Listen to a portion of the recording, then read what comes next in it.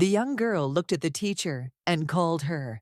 The teacher looked at her with a smile. The girl told the teacher to look to the side because there were juicy and red apples there. The teacher smiled and said that in that case, she suggested they have apples for snack today. A moment later, she said that they needed to call Jeremy and Ian. The teacher looked at the girl in surprise and asked what happened if they had really started a fight.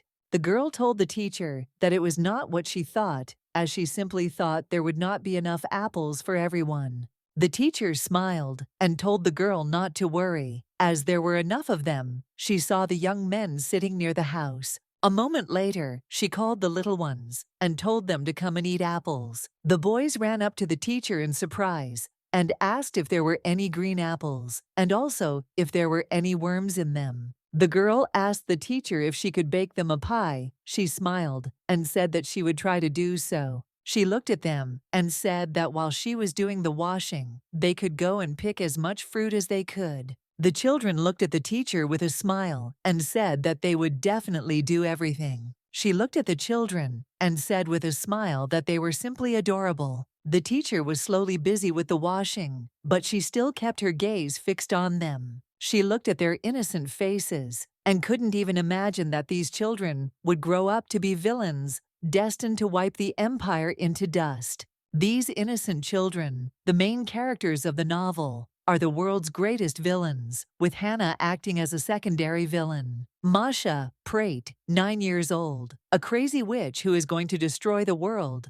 thanks to an organization connected with black magicians. Jeremy Aranda, 9 years old, a greedy villain who will do anything for money. Also, the future founder of the Dark House Guild. Ian, 10 years old, a psychopathic tyrant who will turn the empire into a living hell in the future. Jeremy looked at the teacher and called her over. He asked if they had picked enough apples. She looked at them and said with a smile that that was enough, and also said that they had done a good job. Looking at how they simply collected fruits, it was hard to believe that in the future they would be cutting off people's heads. She was surprised, as the children grew up more friendly than she expected, perhaps because she raised them with love. As she was leaving, she still noticed something on the ground. Hannah saw a drawing. Coming closer, she saw an evil drawing and was a little taken aback. She was a little surprised, but still understood that children at this age always draw strange things. She looked at them and with a smile told them to go into the house. The young lady lived a quiet and peaceful life with her children, but a few days ago they had their first rather awkward meeting. Everything was fine then, since she didn't know the children's identities, and at that moment, she realized that she was now in someone else's body, but was surprised by what was inside the novel. Previously, the young lady was a nanny at the temple orphanage. She saw pink hair and golden eyes. The body belongs to the caretaker of these children, the original owner of this body. She grew up in a church orphanage, and for 15 years, the girl was told that she became a teacher because she could not become a priestess. She got into a new body on her first day of work and slowly got to know the children. They smiled and introduced themselves. That's when the realization happened. She was confused and didn't understand what this strange premonition was. She felt like she had heard these names before, although they were not Korean. She was confused and wondered where she could have heard them. Over time, she remembered that she had read a novel before she got into this body. It was a novel that was recommended to her by a close friend. But more than half of the book's content was full of violence and bloodshed, and the young lady read the novel with fear. She wondered if it was really a coincidence that the novel's main characters and these children had the same names. She was puzzled because she realized that they still did not look like the main characters of the novel. But she still looked at them more closely and examined them, not taking her gaze away from them. She wondered if it was really them. Her anxiety did not last long, but she had to admit that she had entered the world of a novel. And at that moment, she felt a shiver run down her spine. Ian looked at teacher Hannah in surprise and called her. The young lady was in shock as she understood that she was definitely finished. She was shocked because she knew that it was the nanny who was killed after the destruction of the temple for cruelty to children. She knew that her body had been burned so that the killer would never be found. The young lady looked intently at the children, who did not take their eyes off her. Hanya saw how they looked at her with their beautiful eyes. She was confused and wondered if these children would kill her in the future. Hannah was in shock. She thought that this simply couldn't be. Although if she died as expected after that, then there was a chance to be reborn again. But she understood that it was still playing with fire, and there was no guarantee that she would be reborn. Besides, she didn't want to mock the children at all. She was torn between wanting to change her fate and following the original plot, so the natural right decision would be to escape. She was shocked and didn't understand why she had to raise villains. She was glad that she hadn't done anything bad to them yet. She was sure that everything would be fine. She understood that it was not safe for her to stay here. She wanted to leave this place as soon as possible. She wanted them to find another nanny and grow up to be good guys. She hoped that they wouldn't kill anyone or burn down the village. Before she could leave the house, a young lady called her, and Hannah became very frightened and screamed. Turning around, she saw Masha, who was looking at her sleepily. A moment later, she saw Jeremy and Ian. Jeremy looked at her in surprise and asked where she was going. Hannah was surprised because she didn't understand why they woke up. Masha looked at the teacher's suitcase in surprise. Masha looked at the teacher with tears in her eyes and asked if she was really abandoning them. Hannah was surprised as the young girl now pressed her right against the wall. The teacher looked at the young girl with puzzlement and called her. Jan looked at the teacher and asked if it was true that she was running away from them now. Jeremy looked at Hannah and said that he had said earlier that the new nanny wouldn't like them either. Hannah was shocked by their words. They were pressing their gaze on her. According to the plot, she knew that it was Jeremy who held a grudge against Hannah and then took revenge for the betrayal. The young lady was in shock. She didn't know what to do or what to answer them. She saw that Mesha was crying. Mesha looked at the teacher with tears in her eyes and called her. Hannah knew that she didn't care about their feelings, and she decided to leave, but something still held her back. 10 years ago, no matter how you look at it, that day turned out to be strange for her. Her younger brother asked her to go to the supermarket with him. Usually she always agreed, but then she was very exhausted. She looked at her brother and said that she was tired and he could go alone. Her brother gave her no peace, so she quickly sent him away. That day he was gone. He found himself in a place from which there is no return. The pain of loss stayed with her forever. For a long time it was difficult for her to see children his age. She remembered him, and when he asked if she was going with him, this phrase still tore her heart into pieces. Masha looked at her and asked if she would really just abandon them. She saw her brother in these children. She looked at them and said that she was not abandoning them. That was why she could not leave them to their fate. She looked at them and said that she just moved to another room because she felt uncomfortable in the one she was in. She told them not to worry. Hannah looked at Masha and told her not to cry. Masha asked the nanny not to leave them. Masha cried and tearfully begged her about it. Hannah smiled and said she would try not to leave them. She said she would stay with them. Hannah looked at Jeremy and Ian in surprise, who were staring at her and not looking away. She knew that these orphans would not replace her brother. Perhaps outside of the novel, they were nothing more than fiction. But still, she could not turn away from the crying child. Their helplessness worried her even more. She didn't know whether she was driven by naivety or pity, but she wasn't going to give them up now. Looking at the sweet children, she realized that she was digging her own grave. Looking at them, she understood that there was no way back, and she firmly decided for herself that she needed to raise them well. She watched them for several days. Hannah noticed that Masha was an active person. Jeremy, in turn, is mischievous and likes to bully others. Jan, in turn, was a quiet and squeamish child, and also behaved like an adult. Eventually, she realized that each child was unique in their own way, which is why they had constant arguments and fights. She wondered why they couldn't get along. She didn't understand what the fun was in being on their own. Jeremy looked angrily at Ian and told him to get out of the way. Jeremy yelled at Ian to go away. Ian told Jeremy to stop, waved, angrily looked at them and said they were complete idiots. Hannah understood that while they were arguing among themselves, she could take care of the Mordvins. Masha approached the nanny and asked with a smile if she needed help. Hannah looked at her and asked with a smile if she could help. Her Masha smiled and said that she would be happy to help. Masha asked what they would eat today. Hannah said that she would cook stewed beef and lots of vegetables. Masha said that it was not necessary to add vegetables. Hannah said that she would put in extra vegetables so that she wouldn't be naughty in the future. Masha pouted. A moment later, she said that everything was fine with her. Masha asked the nanny why their classes were held outdoors every day. Hannah frowned. She didn't know what to answer, since it was all because she knew almost nothing about their universe. A moment later, Hannah said that every teacher teaches differently. Masha looked at her in surprise. Hannah said she wanted them to be in touch with nature, not stuck in dusty pages, and she knew she sounded convincing. But in reality, she didn't understand anything Masha said. With a smile that she understood, she asked her forgiveness for her stupidity. Jeremy came closer and pushed Masha.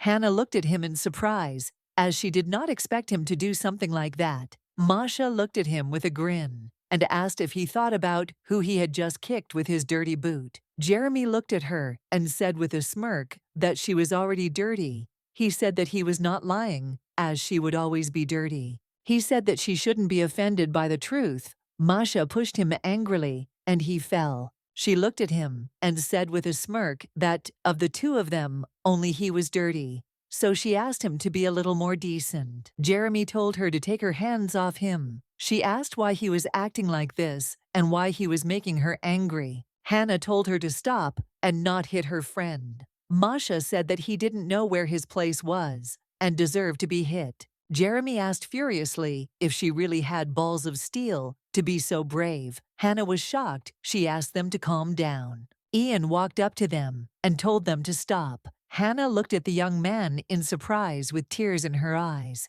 Hannah looked at him and asked if he had come to help. Masha and Jeremy fought. Dirt flew everywhere. Jan, in turn, covered himself with a book. Jan, in turn, noticed that they had damaged his book because of their fight. He threw the book at them in a rage and also threw off his gloves and turned around and walked away. Hannah was surprised she watched him go and wondered what she had expected. The man looked at Hannah and asked what was going on with the shelter. The young lady sighed heavily and said that the children were doing fine. The man said angrily that he meant that she needed to hurry up and get rid of him. She didn't understand what he was talking about. He said he supported them because there were subsidies, but since this year the amount has changed, and they no longer have money to take care of the children. He said he wanted to get rid of them immediately, but if they were sent an audit and sanctuaries, they would have to return every penny. Hannah asked where they would put the children, since if they did, it would be difficult for them to find any shelter. In the novel, the orphanage does not disappear so quickly, because the priest and Hannah began to abuse the children, which led to these children being thrown out into the streets. They found their way and became villains.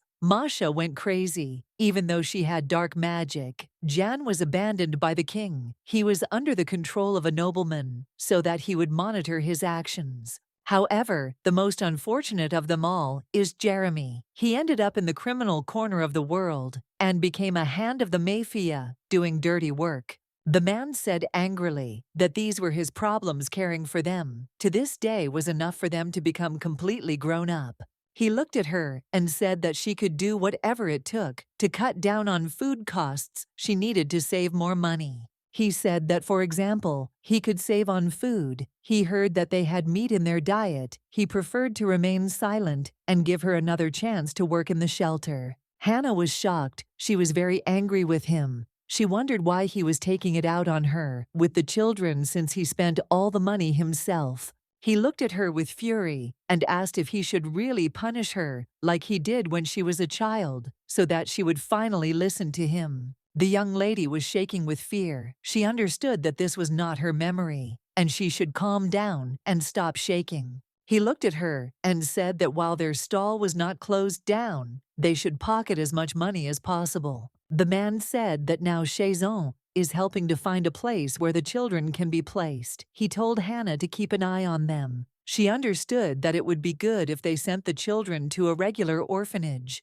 She looked at him and said that she understood everything. Sometime later, Hannah entered the room and saw the little ones smiling and wondering what they wanted to eat. Masha said that if they eat a lot of sweets, they will gain weight. Jeremy said that he only has muscles and also asked where the fat she was talking about was. Masha looked at them and said that the teacher loves her more. That's why she cooks what she likes. Jeremy said that his teacher loves her more. Masha asked with a grin if he was really completely blind. She said that the teacher loved her more. Jeremy told her not to make him laugh.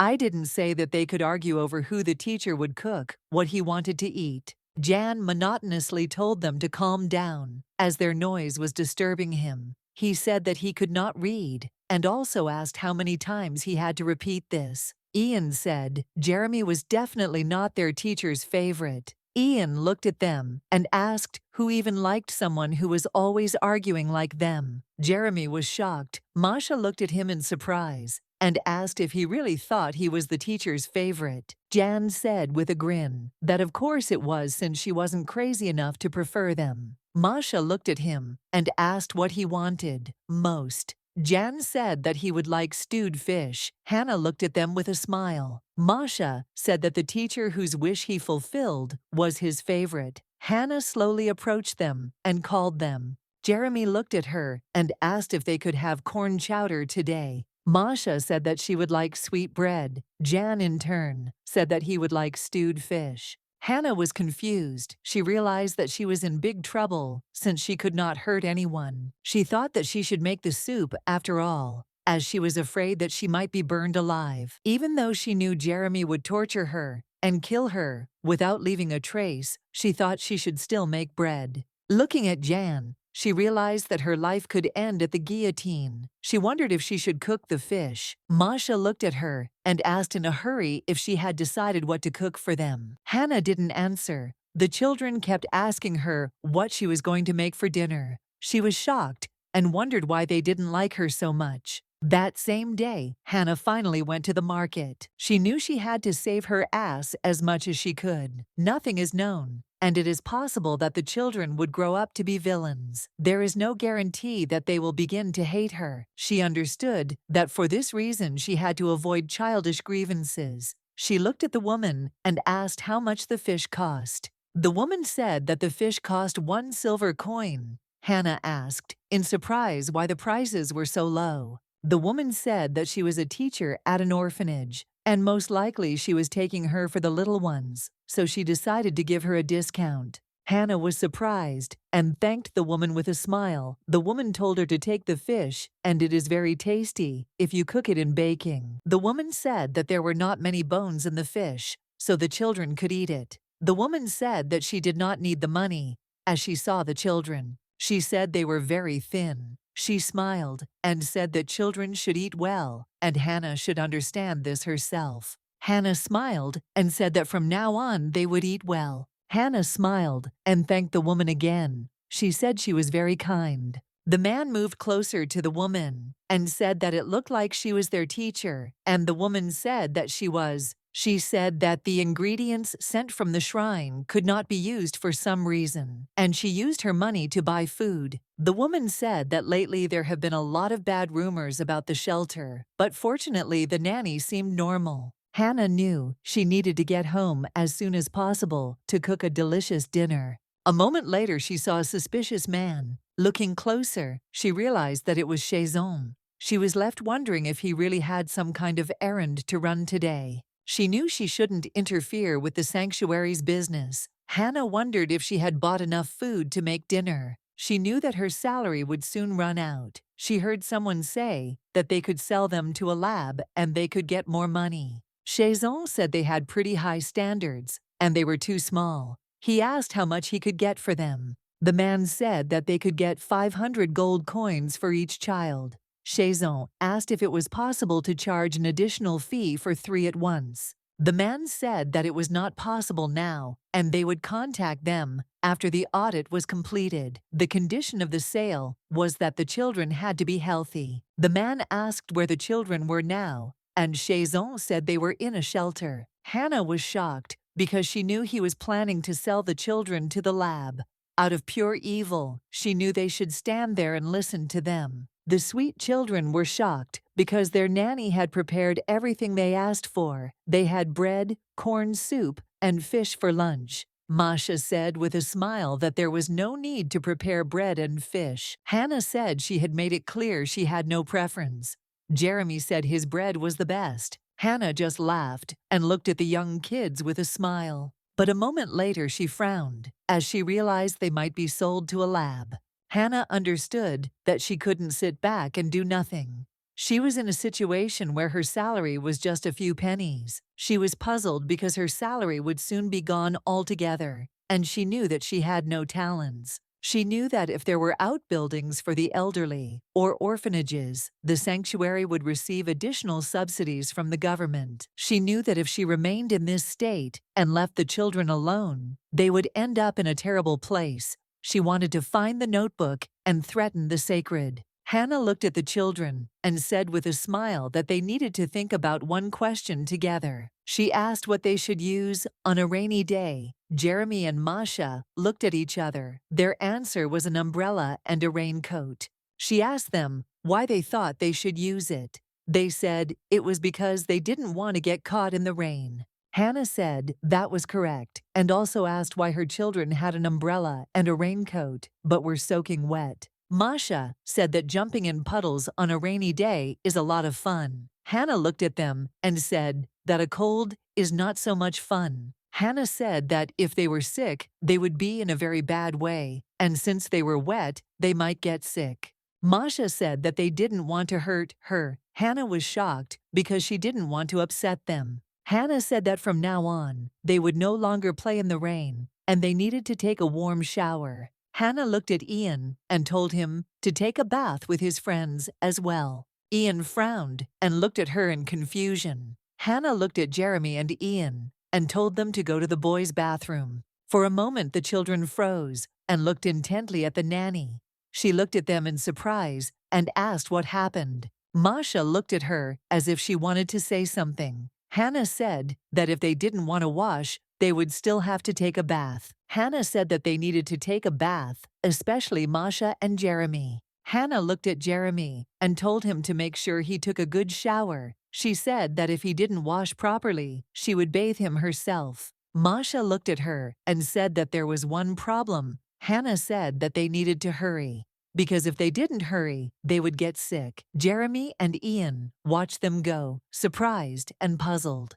Hannah wondered if there were hot springs in this world, since everything was so luxurious. Hannah looked at Masha and told her to take off her clothes. Masha blushed. Hannah thought she was like a kitten who didn't want to wash herself. Hannah froze as she saw something. She was perplexed and did not understand what she saw.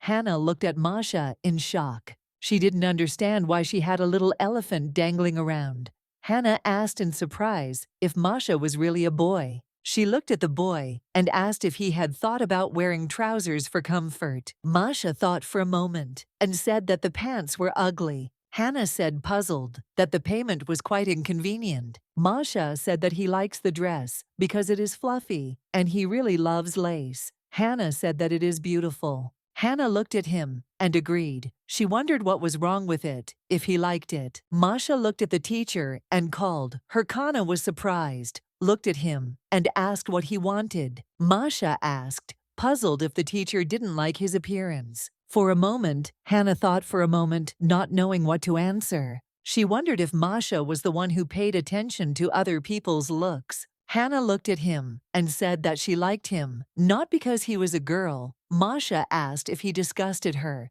Hannah said that the people who love him won't care what he looks like. She said that they don't love him because of his gender. He looked at the teacher in surprise and hugged Hannah with lightning speed. Hannah was surprised. Hannah knew that when Masha was younger, he was also an insecure child. Just like now, she thought she knew these children. But even from such things as Masha's gender, she had no idea Masha said that he liked royal dresses. and he also adored tight-fitting princely dresses. She knew that knowing the details as a former reader of this novel was something incredible, that now they were not villains. She knew that they were just little children, weak, and needed to be loved and protected. Hannah thought for a moment, not knowing whether she would have to buy men's or women's underwear. Today she was a little away from the death by fireball ending. She knew that in this world, no one likes to ask for anything. She knew that she shouldn't beg the priest who had gone mad. The priest looked at her closely and asked if she was asking for a raise again. Hannah looked at him puzzled and said that she was. He said that she did not know how to manage her money. While she was eating and sleeping in the sanctuary, he did not understand where her salary went. He said that she probably spends it all on junk food and drinks in some dodgy store. He said he would take care of it. She thanked him, but was still very angry. The priest looked closely at Hannah and asked if the children were okay. She looked at him in surprise. A moment later, Hannah said that the children were fine. She knew he hadn't asked that in good faith. The priest said that this was very good, and she could now leave. She looked at him and slowly walked away. As she left the priest, she froze in the doorway. She looked up to see Chason. Hannah greeted him. He looked at her puzzled and also greeted her. A moment later, he looked at her and asked how the children were doing. She knew he was a rat because he was only interested in them to sell them. The lady sighed heavily and said that they were feeling fine. He looked at her and asked if they were hurt in any way. Hannah was furious because he was now pretending to be an angel in front of her. She said that they were soaked in the rain and had no appetite. They should eat well, but the ingredients and shrines were not of very good quality. She said that once a child gets a cold, it is already bad. Their body is also quite weak, and it can develop into a serious illness. He looked at her in surprise and asked if they needed medicine. She understood that he was worried, as he would like to get more income for the children. She said that instead of medications, they may need quality foods to make their bodies stronger and healthier. He looked at her and said that she could write what they needed. She looked at him in surprise and thanked him. Hannah said that in that case, she would give him the list before dinner. He agreed and said that in that case, he would go to meet the great priest. She smiled and said that he still worked a lot. As soon as her companion stepped through the door, she leaned intently against the door in order to listen to their conversation. Hannah heard them talking about selling children after the last audit of the orphanage was completed. She felt a little ashamed that she hadn't told about the notes, but she was sure of one thing: she had to come up with a solution before the summer. Hannah knew that people who had raked in so much money would always take bribes, and she wanted to find evidence of their guilt. She entered the office because she wanted to check where there might be evidence. She wanted to check the picture frame, the box, and the bookshelves. She knew she had to look behind the bookshelf first. That was the most suspicious place. She pushed the book away, dust fell on it, and she was confused. Because I realized that they only cleaned the most visible places. Looking at all the dust, you could tell they were very clean. She realized she'd better look in the box. She slowly looked into all the drawers. One was closed. She realized that before coming here, she needed to learn how to pick locks. But a moment later, she saw the hidden key. She was a little surprised because she did not understand what it was for. A moment later, she realized that the key fit the lock. She thought it was very suspicious because she found the key very easily and was able to open the lock. A moment later, she saw the banned magazines. Hannah was shocked. She thought the priest was just a pervert. She thought it was no surprise. It would be strange to rely only on her childhood hopes. She understood that she needed to be more careful with him. The young lady thought that in that case the safe must definitely be behind the painting. She knew that the priest was very cunning. The young lady slowly approached the painting and saw something strange. Looking closer, she was a little surprised as she saw an incomprehensible pattern and realized that it was not from the sanctuary. The young lady brought the candle closer to the pattern. She was confused because she saw numbers. She was confused and didn't know what she had just seen, but she still couldn't find the safe. She hid everything, as she thought she had had enough searching for the day. Hannah approached the children because she heard them arguing very loudly. She was shocked because they had a very bad conversation. Hannah looked at them intently, not understanding what they were arguing about. Hannah approached Masha and quietly asked what happened. The boys said that no matter what Jeremy did, Ian always interfered with him. She asked why. Masha said that Ian said that Jeremy's toys were too dirty, and a few more sweet words. Hannah was at a loss. Hannah asked in surprise, since when had Jan been so clean? Masha said that he had always been like that. Hannah asked, in surprise, if it had never been dirty. Masha said that it was better before, but every year it got worse and worse. Hannah knew this wasn't a problem she could turn a blind eye to, and so the mission to rid Ian of his purity began. Hannah looked at him and asked if he wanted to play in the sandbox with her. The boy looked at her warily, as he did not want to play in the sand at all. A moment later, he apologized and said he was busy reading a book. Hannah was puzzled, as she could see he was stubborn. She walked closer to him and asked if he could help her. She knew she needed to move on to another plan. He asked her what he could help her with. She said she had to dig up potatoes in the garden, but her arm hurt too much to do it. The boy was puzzled because he knew that the potatoes were very dirty. She looked at him and asked if she could ask for help. She wanted to use the pitiful eyes attack. The boy sighed heavily and said that he would help her. Hannah was very happy because she knew that this trick would work. Hannah looked at him in surprise and asked what he was doing. She was watching him closely as she saw that he was pulling a lot of gloves on his hands. She asked with a smile if he could dig potatoes like that, and Jan monotonously said that he could do it. She looked at him and asked if his hands weren't as plump as a potato. He said he could handle it. She asked in surprise if he could move his arms. Jan said that he was fine and he could handle it. She understood that he was fine. He couldn't even hold anything in his hands. She wondered how such a person could become a tyrant. She said that the soil grew delicious potatoes, and it wasn't that dirty. He said that it was because they washed it before they sat down. She said that she would just rinse it off the ground, and that she would still have to cook it later, and the young man was stunned. He looked at her and asked why she didn't wash the potatoes thoroughly. She looked at him in surprise.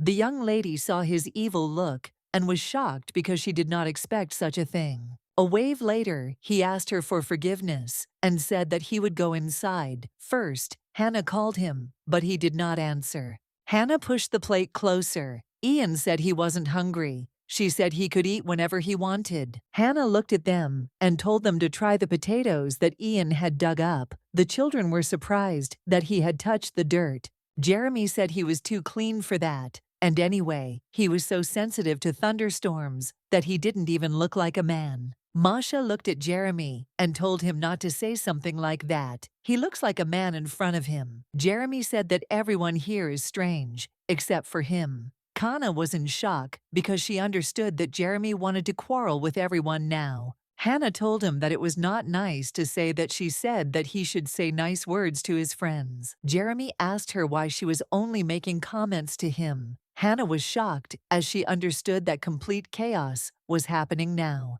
Hannah said with a smile that they could draw today. Jeremy asked if they were really going to draw with their palms. Masha said that he would choose red. She asked Jeremy what color he would choose. Jeremy said that he wanted green. Masha looked at the nanny and told her to give her her hand. A moment later, she saw the beautiful imprint of Masha's hand. Hannah looked at Jeremy in surprise, and he asked her in bewilderment what had happened. Hannah asked why he only put one finger on his palm print. Hannah looked at Ian and asked if he wanted to join them. Ian turned away and didn't answer.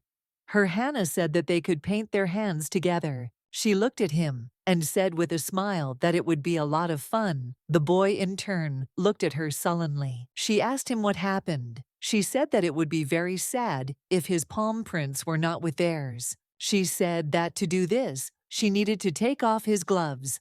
A moment later, she took off the gloves. The young man was taken aback and looked at her with fear. A moment later, Hannah applied yellow paint to his palm, and the boy looked closely at her hand. Jeremy said that his face was now all pale. Masha asked in confusion if everything was okay with Jan. Hannah was confused, wondering if she had been too hard on him. Hannah looked at him and asked if he was okay. The boy said that everything was fine. A moment later, he said that he hated her with all his heart. The young lady froze in shock. She looked at him and asked what happened to him. He told her with rage, and also with tears in his eyes, not to touch him. Hannah was shocked because she did not expect such a reaction. Hannah fell to the ground. From this, Masha said that Jan was too rude. Hannah wondered what she had done. Hannah knocked on the door and told the boy to leave warm milk and sweets outside the door, and she also apologized. She said she wanted to do what was best, but unfortunately she went too far. She said he was not obliged to accept her apology. Hannah sighed heavily and said that raising children was a very difficult task. She wondered if it was right to change children to the standards of adults. She was shocked because she didn't know a lot of things, and she understood that it was wrong. She screamed at the sky and asked the Lord to give her at least some kind of answer. Jeremy looked out the window at the nanny. He said that it turns out that they are all crazy here. Coming closer to the door, Kana saw that the tray she had placed at Jan's door in the evening was untouched. She sighed heavily. Masha asked the teacher how many times she sighed today. Jeremy told the teacher not to pay attention to the boy, as it was stupid to worry so much. Hannah looked at them and asked if there would be an outdoor lesson today. Jeremy asked if it wasn't raining outside now. Hannah said that they could try teaching the lesson in the rain, since life isn't always so sunny. She was taken aback and said that that was not what she meant at all. She said that it would be interesting to watch the snails. Jeremy said he likes snails because they are sticky and soft. Masha looked at her and said that the rain was very good. Hannah was taken aback because she heard that it was raining outside. She ran to the door in a hurry as she realized that Jan's blanket was outside. They knew that if he found out about it now, it would be funny. Jeremy said that it was even better that he was not with them now. Hannah ran hurriedly into the rain to get a blanket. She saw that it was soaking wet, and with tears in her eyes, she said that she was still destined to meet the guillotine. Hannah carried it slowly, as it was very heavy. A moment later, she slipped and fell. She knew she had screwed up, and it was ruined. A moment later, she fell to the ground. Hannah laughed as she thought she was going to die of shame. Hannah thought that it was a disaster, after all. She looked at the sky in surprise as she saw that the rain had stopped. Opening her eyes, she saw Ian in front of her. Hannah was a little surprised. Getting up, she asked what he was doing there. He looked at her and, holding out his hand, said that she might catch a cold. She looked at him in surprise. Hannah looked at him and said she was dirty. He said he knew it. She gave him her hand and he grabbed it tightly. Hannah looked at him with tears in her eyes. He pulled her by the hand and told her to come to him. A moment later, she hugged him tightly and asked for forgiveness. The young man shuddered but still hugged her, and for some time they sat in silence in the rain. Jeremy said he bet his clean boy was worried about his wet blanket. Masha said that the mentor should have been only his. Jeremy glared out the window but said nothing. Hannah eventually got sick, looked at the young man, and said that she was fine and that he could also leave because he could get sick. Jan looked at her and sighed heavily. He took a stool and moved it closer to her. Hannah looked at him and said that he could get infected and get sick. He looked at her and said that he didn't like dirty things. Ian said, looking at the teacher, that people say he is dirty. Hannah was taken aback by his words. He said he is trash that stuck to things. He said he didn't understand it before, but over time he realized that by dirt they meant something else.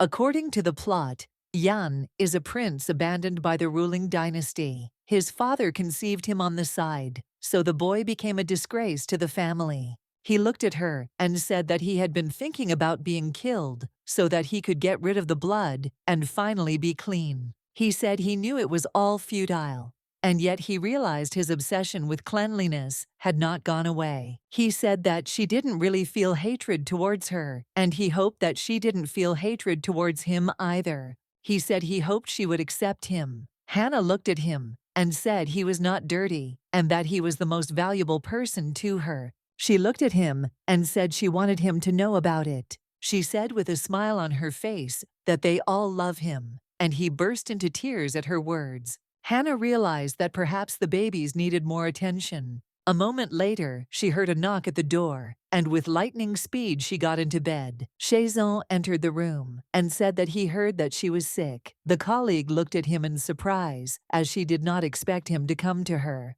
A moment later, Hannah said it was just the flu, and she would be fine soon. He looked at her and asked if she was sure she was feeling fine. He knew that with the flu, she wouldn't be able to look after the children properly. He gave her the package. Chazon said that he brought her medicine, and if she takes it, she will recover quickly, and her strength will return. He looked at her in surprise, asked what was wrong with her face. She was taken aback and said that it was a folk method that helps bring down the temperature. She took a sip and said that if he wanted, she could give him some. He pulled away and said that it looked like she was definitely not feeling well. A moment later, he said that people from the main temple would be visiting them next week, as they wanted to check the building. The young lady understood that in such a case the children had to look perfect, looked at him intently, and said that she understood everything. As he left, he told her to get well. Soon the young lady looked at him with a keen gaze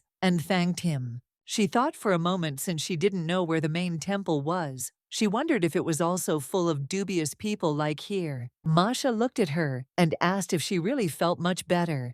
Hannah smiled and said that she was almost cured, but for now she would not go too close to them, so as not to infect them. Jan looked at her in surprise and asked if she was really throwing something away. She said she just wanted to throw out regular trash, but in reality, she was throwing out the medication that Chazon had given her. She looked at them intently and said she thought they would like her idea. She smiled and asked if they wanted to go to the market today. Jeremy asked, with a smile, if they would buy something tasty. He said that the sweet bread that was sold at the market was the most delicious. She said that they would certainly buy it. Jan said that he needed new gloves. Masha said that he would like a new doll. Hannah smiled and said they could go and celebrate her recovery. Hannah approached the woman and asked her for 8 pieces of sweet bread. Masha looked at her in surprise and asked why she wanted to buy exactly 8. Hannah said that they would not buy 1 piece for each, as it was sad. Jeremy looked at the delicious bread in surprise and said with a smile that it was very big. Hannah took a bite of bread and winced as it was very hot. She told the children to be careful. A moment later, the children were eating the delicious bread with gusto. She smiled with tears in her eyes and asked what they would buy first. Masha said that they should first buy 1 beautiful doll. She looked at them and asked if they were sure about this.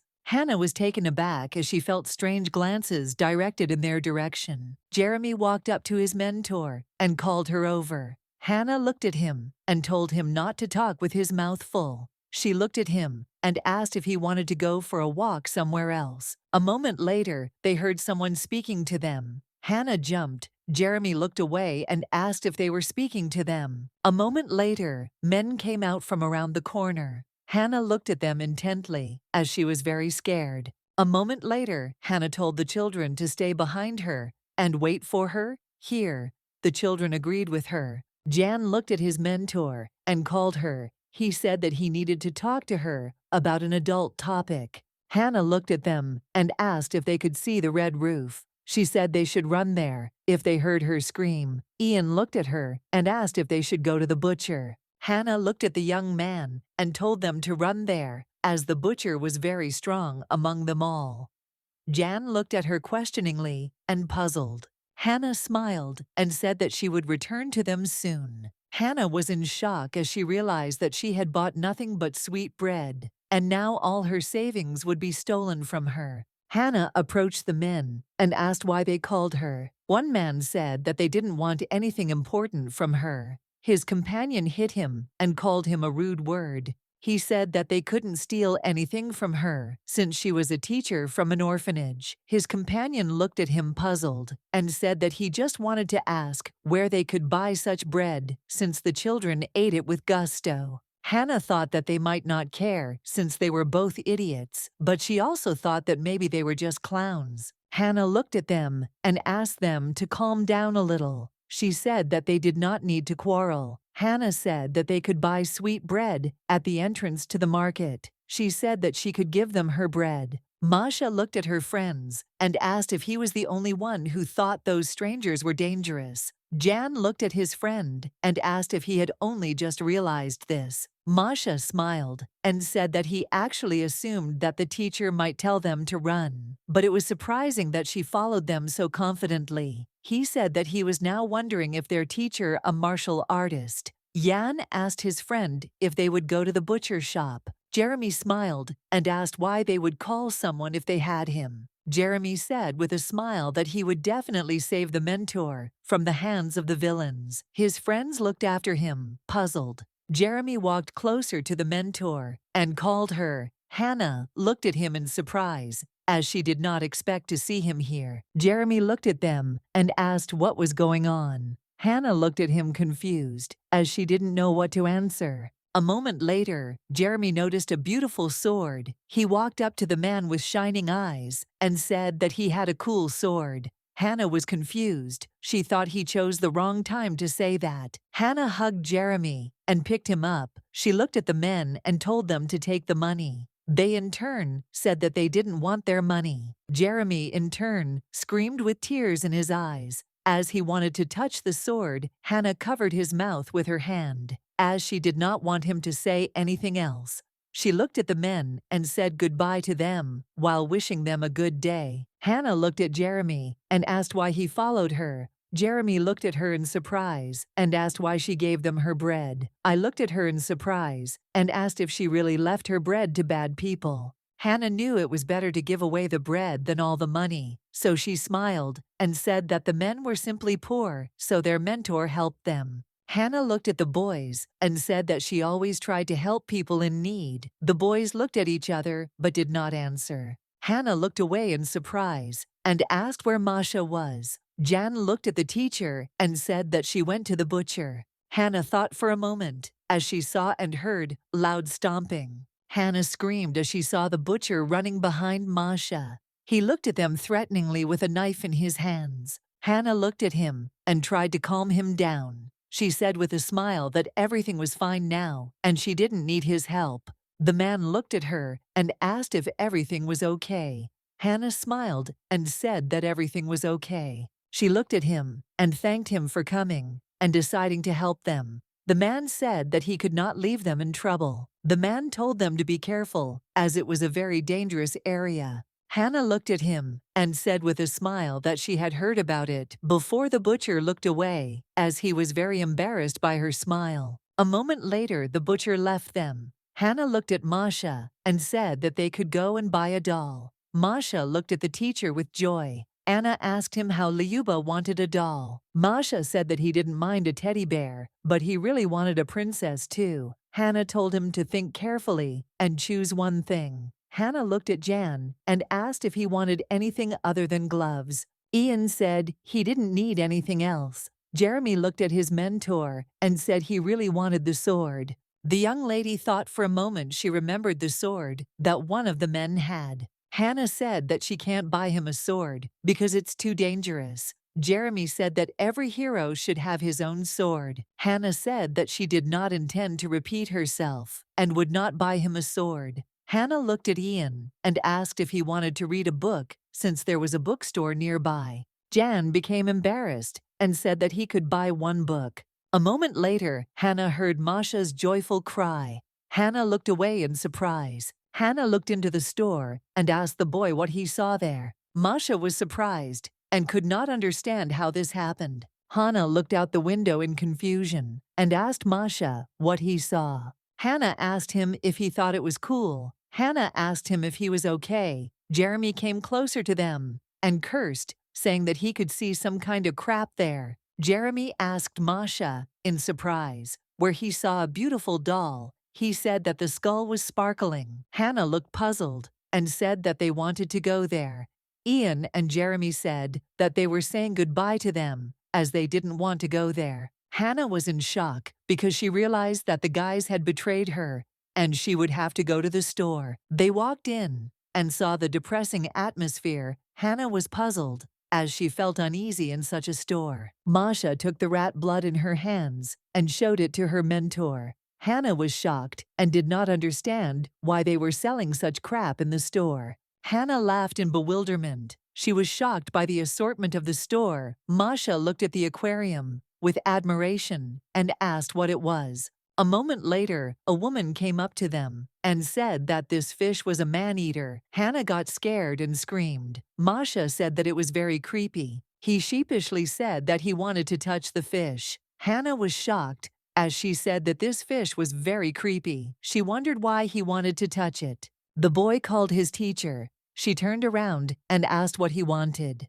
A moment later, Hannah saw a happy boy holding a skull in his hand. He asked his mentor to buy him a skull. Hannah was shocked and also confused. She didn't know if such things could even be brought into the temple. She understood that he had peculiar preferences, but she was already wondering if he was serious. But still, she understood that it was not surprising, since in the future he was a mad magician. She looked at him and asked if he didn't want a teddy bear. The boy said that it was, but he still liked the skull the most. Hannah looked at the saleswoman and asked how much the skull cost. She was very nervous, as she was terrified of such a purchase. The saleswoman smiled sweetly and said that they would owe 5 silver coins. She was shocked and wondered if this unfortunate thing was really made of gold. Hannah looked at the boys and asked if they could go to the bookstore. Jeremy said he thought Ian had already made up his mind. Hannah smiled and said that it was very good. She liked Ian very much, because he was good and didn't ask for anything for himself. She looked at him and asked what book he had chosen for himself. He said that he would like to buy a book about the war that happened in 1940. She was surprised and wondered if children usually didn't read fairy tales. Jeremy pulled her towards him and asked her to buy him a sword. Hannah looked at him and said that she would only buy a toy one. Jeremy said that he wanted a real one. Hannah looked at him with a sharp gaze and said that she understood everything, but he was still dangerous. She said that they would buy real ones when he grew up. Jeremy looked at her intently and said that he was begging her.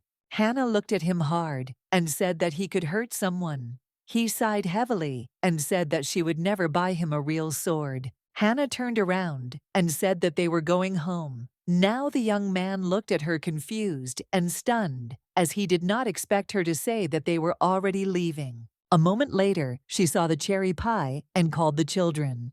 Hannah was surprised, looked at them, and asked where Jeremy was. Masha said what he thought the boy was so angry he didn't even leave the room. Hannah thought and frowned, as she was very puzzled by his behavior. She looked at them and asked if they had washed their hands. They said with a smile that they had done everything. Hannah said that they could start eating and she would go and see what happened to Jeremy. Hannah knocked on the door and told Jeremy that it was she who had come. She asked him if she could come in. Hannah looked at him in surprise as she noticed that he was eating cookies. Jeremy was shocked. He started hiding the gingerbread he ate in the techie. She was a little surprised and wondered why he always hides everything like a parasite. Hannah looked at him and asked with a smile if he was upset about today's incident. She was very worried about him since he started eating poorly. Jeremy, in turn, lived through the cookies and said that he was not upset, but Hannah knew that was not true, and he was indeed upset. Hannah looked at him and said with a smile that she was still sure he wasn't safe for him. Jeremy sighed heavily and said he knew it. Hannah looked at him and said that the next time someone taught him how to use a sword, well, she would definitely buy him one. He looked at her in surprise and asked if she was serious about it. Hannah smiled and said that everything was exactly like that, and the mentor would buy him his first sword. He looked at her and asked if she would promise him. She smiled and said of course she would promise to buy him a sword. She smiled and asked if he wanted to go and have some cake. He smiled and agreed. Masha looked at her friend and said that she would eat his piece too if he didn't come. Jeremy looked at the cake in surprise. Masha said that the mentor was probably very worried about him. Jeremy smiled, as he was surprised that there was a sword drawn on the cake. He was very pleased. Hannah lay on the ground. Smiling, she saw that today was a beautiful day. A moment later, she heard some noise. Turning around, she saw that Masha was digging something, and she told him not to climb into the hole with the rat, as he would scare her. Hannah looked at Jeremy and told him not to climb trees because it was very dangerous. Hannah looked at Ian and told him to go outside and get some fresh air and sun. Hannah sighed heavily as she had no more strength. Masha came closer to her and called her. Hannah looked at him in surprise. A moment later, she stood up and asked him what was wrong. He told her to look to the side as there was something strange there. Hannah looked at the boy in surprise and asked what was so strange about it, so that when she arrived at the place, she wouldn't see the corpse of some rat. Hannah frowned, not understanding what she was supposed to see. A moment later, looking closer, she saw some kind of multicolored egg. She was surprised, as she had never seen anything like it before. Masha looked at the egg in surprise and asked if there were really any chickens here. Jeremy ran closer to them and said with a smile that they could find a chicken and then fry it. Masha said that he found an egg, which meant the chicken was his. Jeremy told him that he didn't believe that he was the one who found her. Masha said that they could hug and make up. Jeremy asked if he was crazy. A moment later, the boys looked at their teacher with a keen and surprised expression, as they decided that she should judge them. Hannah looked at Masha and said that he should take the egg under his guardianship, smiled and said that the egg would sleep with him at night. Hannah looked at him in surprise and asked if he thought the egg might break while he was around it. Masha said he would be careful. Hannah smiled because she knew how the boy slept at night. Hannah said she doubted he would be comfortable. Hannah asked if it would be better if she put the egg on the floor next to him. She said that this way they could avoid a disaster. He sighed heavily, but still agreed with the mentor. Hannah thought to herself, with a smile, that in this case she would avoid the fate of scrubbing the floor. Hannah slowly and carefully placed the egg on the floor. Looking at the boy, she asked if it would be okay. Hannah said that he shouldn't step on it here. Hannah looked at him and asked if he was okay with this arrangement. He looked at the mentor and said that he couldn't see him well. He asked if she could move him away from the wall a little. After a few minutes, Hannah said that it seemed like the egg had found the perfect place to sleep. He looked at his mentor and said with a smile that it was good, and also asked her to cover him with a blanket. Hannah smiled and agreed, but still knew she was being silly. A moment later, she wished them both good night. The boy also wished his teacher good night with a smile. As she left, she looked closely at the boy. She was glad that everything had turned out this way. The priest looked at her and said that an inspection would soon come to them, and it was necessary to make sure that everything was at its best. She agreed with him.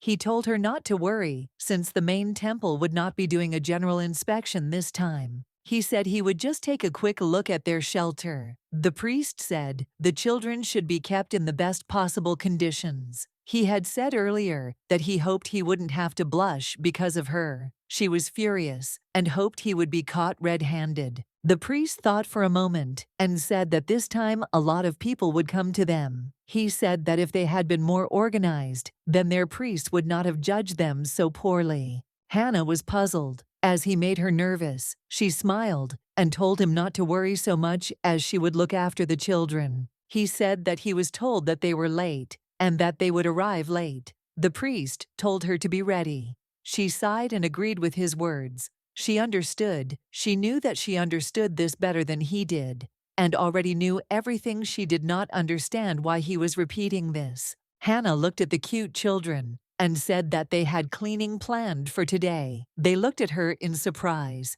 A moment later, they asked if they should clean up. Hannah said yes. She looked at them and told them not to make such faces. She said that if they hadn't cleaned up, they would now be living among a mountain of dust. She looked at them and gave each of them a tool. Hannah smiled and told them to get to work. I looked at her in surprise. Jeremy looked at his mentor and asked why the sudden cleaning. Hannah looked at them and said that important people from the main temple should visit them soon. Masha looked at her in surprise and asked if someone like the high priest was really coming to visit them. Hannah smiled and said that was not true, as more important people would be coming with them. She looked at them and asked if they didn't think it would be nice to greet their guests. Clean. Jeremy looked at her in surprise, asked if she really made all this fuss just because of that. Hannah smiled and said that when he grew up, he would understand why she did this. She looked at them and with a smile told them to move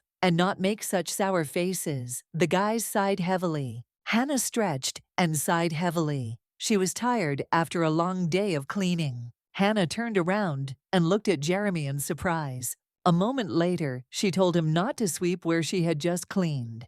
He sighed heavily and agreed with her. Hannah looked at Masha and asked if he really wanted to break the egg. She asked if he could leave it for at least a few minutes. The young man said that the egg could die if the temperature dropped sharply. Hannah looked at Ian and said that the whites were not dry yet. She asked him to hang them back up. Hannah sighed heavily. She understood that this could be considered part of her upbringing, but everything was already very difficult for her. Masha looked at the guests in surprise. The priest looked at the guests with a smile and thanked them for coming to them. Hannah looked at them in surprise, as she did not expect them to arrive so quickly. The priest looked at the guests and said that they probably had not eaten yet. He asked if they were hungry. The young man looked at his teacher in surprise and asked if these were really their guests. Hannah said that it was probably them. The young man said that he thought they would be decrepit old men, like them. Hannah was shocked, as she didn't expect him to say something like that.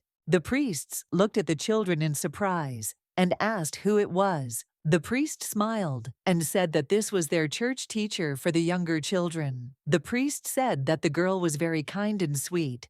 Hannah looked at him intently, as she realized that he did not even know the names of the children. The priest looked at them in surprise and said with a smile that it looked like they had a junior school. He said that he was very pleased to meet them. He said that his name was Curtis and he was from the main temple. Hannah smiled and greeted him. She said her name was Hannah and she was a primary school teacher. A moment later, she introduced the children. Curtis smiled and said it was a pleasure to meet them. Curtis looked at her and a moment later introduced the high priest Caesar. He said that Caesar was in charge of all this. Hannah looked at him in surprise, as she wondered if he was in charge. She was shocked because he was very handsome. She looked at him intently because she could not look away. She muttered to herself that he looked somehow unusual. Curtis said he was the only one like him and patted Caesar on the shoulder. He then introduced the paladin, Moses. Moses looked at them sullenly and nodded. Jeremy moved closer to Moses as he noticed he had a shining sword. Hannah smiled and said that Jeremy loved swords very much. She said with a smile that children at that age were all the same. Curtis smiled and said that they could not be shy, said that as long as this sir was here, he was completely at their disposal. Curtis looked at the young lady and said with a smile that he was already forced to leave them. She smiled and said goodbye to him. Jeremy smiled. He was delighted with the sword. Masha said that he thought it was very beautiful. Hannah agreed. Hannah smiled and quietly said to Masha that guys with glasses are usually very smart, so they look even more attractive. Masha looked at him and said that he was talking about the guy with white hair. Hannah asked in surprise if it was really that guy with the lost look. Masha said that he really liked his indifferent expression. Hannah smiled and said that Masha had peculiar tastes. Hannah wondered what was so good about a guy who didn't care about anything. Hannah looked at them and said that it was time for them to go eat. Hannah pulled Jeremy along and told him he was going the wrong way. She told him to follow her. Hannah hung out the laundry. Slowly, she sighed heavily because she had a lot of laundry to wash. She hummed a song under her breath with a smile and wondered what she should cook for herself today. Walking back to the house, she sighed heavily and said with a smile that she seemed to have done everything and needed a break. The young lady looked down in surprise as she saw the high priest sleeping. She was a little surprised because she didn't understand why he was near their house.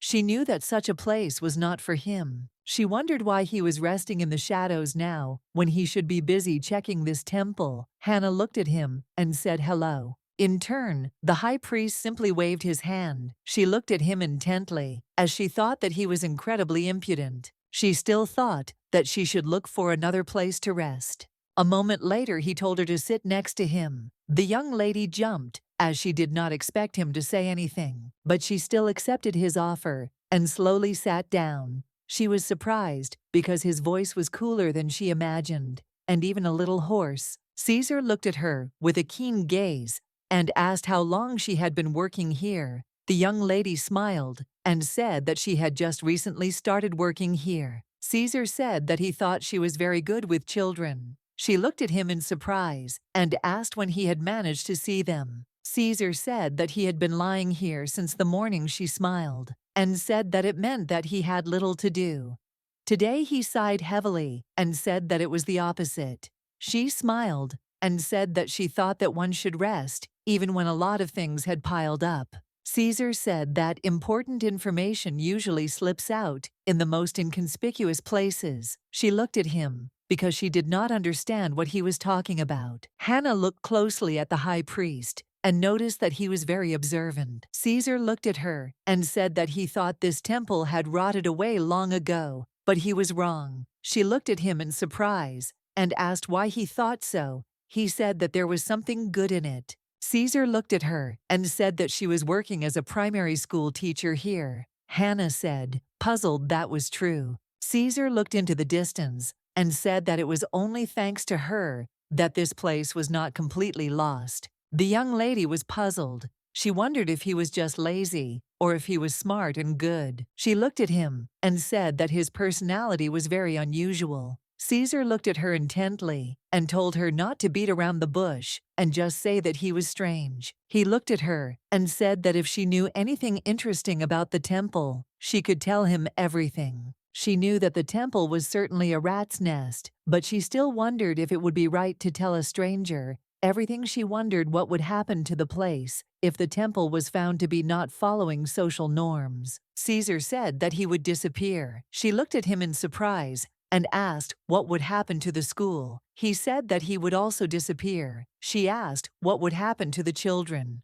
Caesar looked at her and said that they would move to another temple. She thought for a moment and said that she would tell him if she suddenly found out anything. Caesar looked at her intently. She knew the children had to be with her. A moment later, a strong wind blew and her ribbon flew away, but Caesar managed to catch it. She thanked him. The young lady looked at his arm in surprise. She noticed the arrow tattoo. She realized that he was the son of the head priest. The young lady was puzzled. She was shocked and wondered how she could forget about it. Caesar is the enemy of the main characters in this novel. He fought against evil and was called the Ray of Justice by the people, protecting people until they lost consciousness. Caesar was a priest with a loyal character like a villain. His red arrow was a ranged weapon. He was able to recreate a golden bow thanks to the ability. When the tattoo shone, thousands of arrows flew straight at the enemy, usually using his power to destroy opponents. She understood that he was the main danger to her children. She was in shock and wondered how she could forget about it. The young lady looked at him intently. She wondered if this was really a dream. Zashor looked at her in surprise as he saw that her face had changed. He sighed heavily and said that it was very hot today. The young lady was puzzled and was infuriated by the fact that he could destroy everything in the world with his tattoo. Jeremy ran up to his mentor and called her. She looked at him in surprise. Hannah looked at him and asked if he was okay and what happened. Jeremy said that something happened to Masha. Hannah looked at him surprised and puzzled and asked if Masha was hurt. Jeremy said that Coco hatched.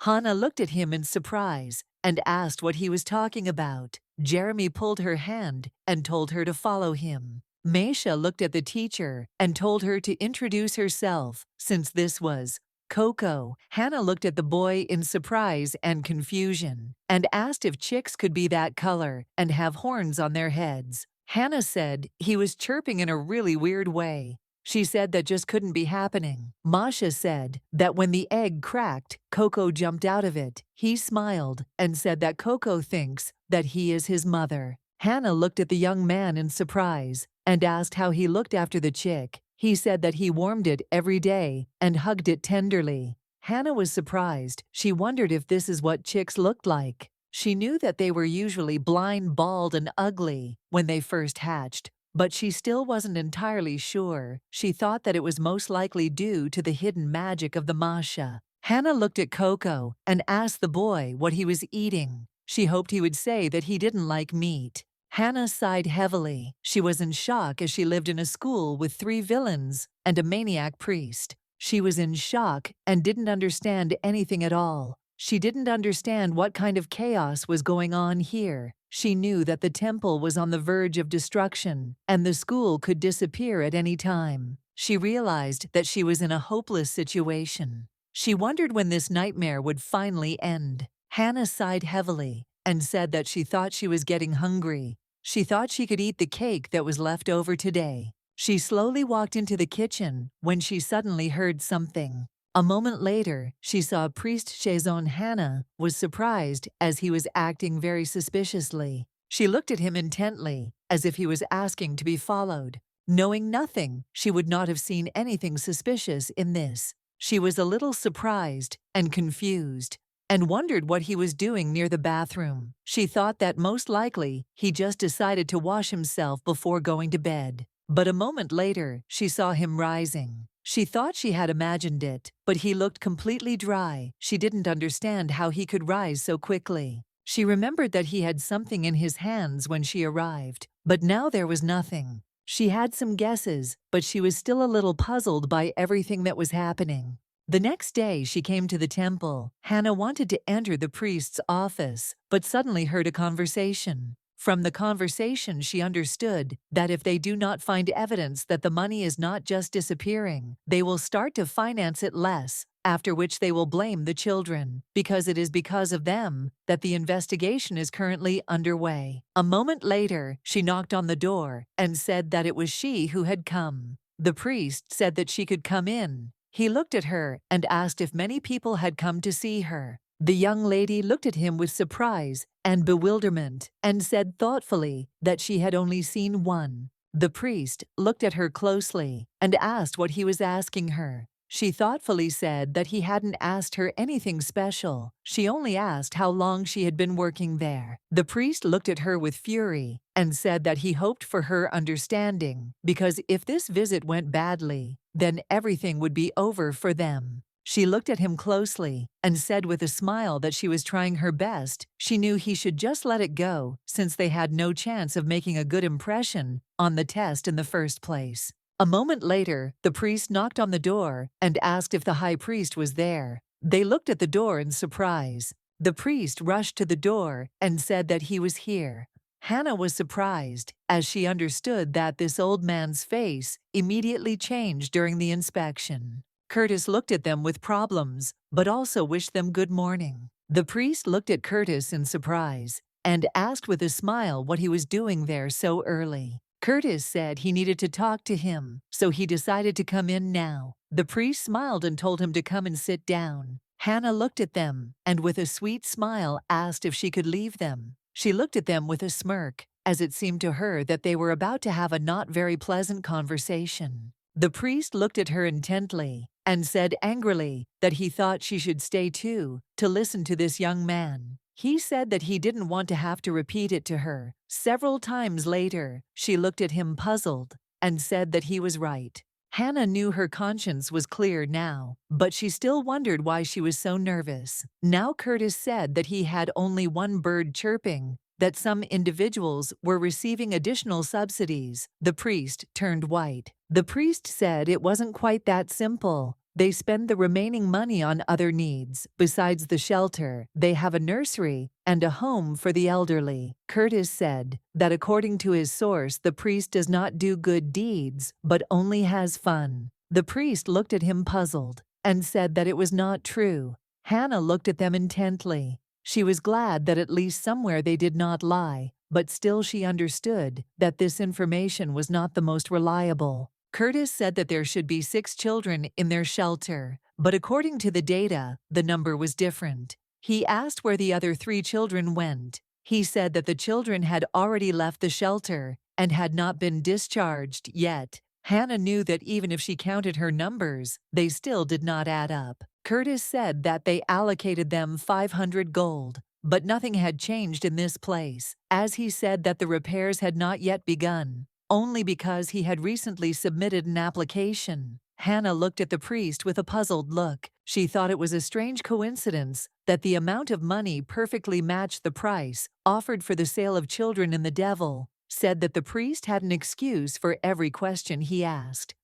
The priest looked at him puzzled. Mismanagement, financial problems, no written evidence. The devil said that if they reported this to the main temple, then the next day everything would become clear and they would have to cut their budget. Curtis said he was giving him 3 days to correct the errors in the document, to further review the appeal, and he said he sincerely hoped that this probationary period would help them. Hannah, in turn, was very happy that a crisis had begun in the temple. She was glad that the old man would pay for his mistakes. She said with a smile that she would burst with joy. She understood that if their budget was cut, then most likely her baby would be sold, and if the temple was destroyed, then the children would go to another orphanage. She knew that she had only one choice. She said, with a smile, that she didn't think anyone was there. That is, at such a late hour, she knew that if she was not alone, she could hide. She approached the holy place for cleansing the body. She understood that she should not do stupid things anymore. She wanted to find something, but still wondered where it was hidden. But she still knew that in any case, she would be able to find everything she wanted. The young lady walked slowly and began her search, examining every bush. Hannah looked at the ground, confused. She was shocked because she thought the old man had buried it in the ground. She wondered if that meant she needed to start digging. She thought that she didn't have to look underground anymore. Someone told her that she should take a closer look at the cherry tree. She thought that it was still right, since something could be hidden there. But a moment later, she was taken aback and wondered who had said it. Turning around, she saw Caesar. Hannah froze in bewilderment. She was in shock because she thought that she would be alone in such a place. She looked at him in confusion and screamed because she was very scared, but still thought that he was very handsome. She looked at him in surprise and asked what he was doing here. He looked at her intently and asked what she thought. She was confused and stunned, looked at him and asked how long he had been here. Caesar calmly said that he was here before she came here. She asked, confused and puzzled, why then he pretended that she was not here. She realized that a long time had passed since she came here. She wondered why he continued to remain silent. Caesar looked at her in surprise and asked if he was the one who should be asking her questions now. Hannah knew she was the culprit because she had broken into the men's bathhouse. He looked at her and asked what she was doing here. Hannah hesitated because she didn't know what to answer him. She looked at the water, confused and perplexed, and asked if he was going to cover himself. She was shocked and wondered if he had just gone crazy, but she still left cracks between her fingers and peeped a little. She knew it was her own fault since she had gone into the bathhouse. She knew that if he kept pestering her, she wouldn't be afraid to hit him. He looked at her and told her to relax because he was dressed. She looked at him puzzled. Milady sighed heavily. He looked at her in surprise and asked why she sighed with relief. She said she wasn't looking at him during the conversation. That's why she was nervous. He said it felt like he was being lied to. She said it didn't matter now. Hannah knew that if she thought about it, it was pretty dark now. She looked at him intently, wondering if all priests were in such good shape. He looked at her, asked what she was looking for here. Hannah looked at him hard and said that, to be honest, she didn't know herself. She said she just wanted to take a walk and see if there was anything interesting. He looked at her in surprise, asked if she was trying to steal something from the temple. She looked at him puzzled and said that it was not what he thought. She was in shock and did not know how to explain everything to her. She was shocked because she realized that it all looked like some kind of joke. She looked at him and said that he was actually looking for something. Caesar looked at her in surprise and asked what exactly she was looking for. She looked at him and said that before they got down to business, there was one condition. He looked at her in surprise, as he didn't understand what she was talking about. She said that she had very useful information, but he had to do her a favor. He looked at her in surprise and asked what favor she was talking about. He smiled and said that he was listening to her.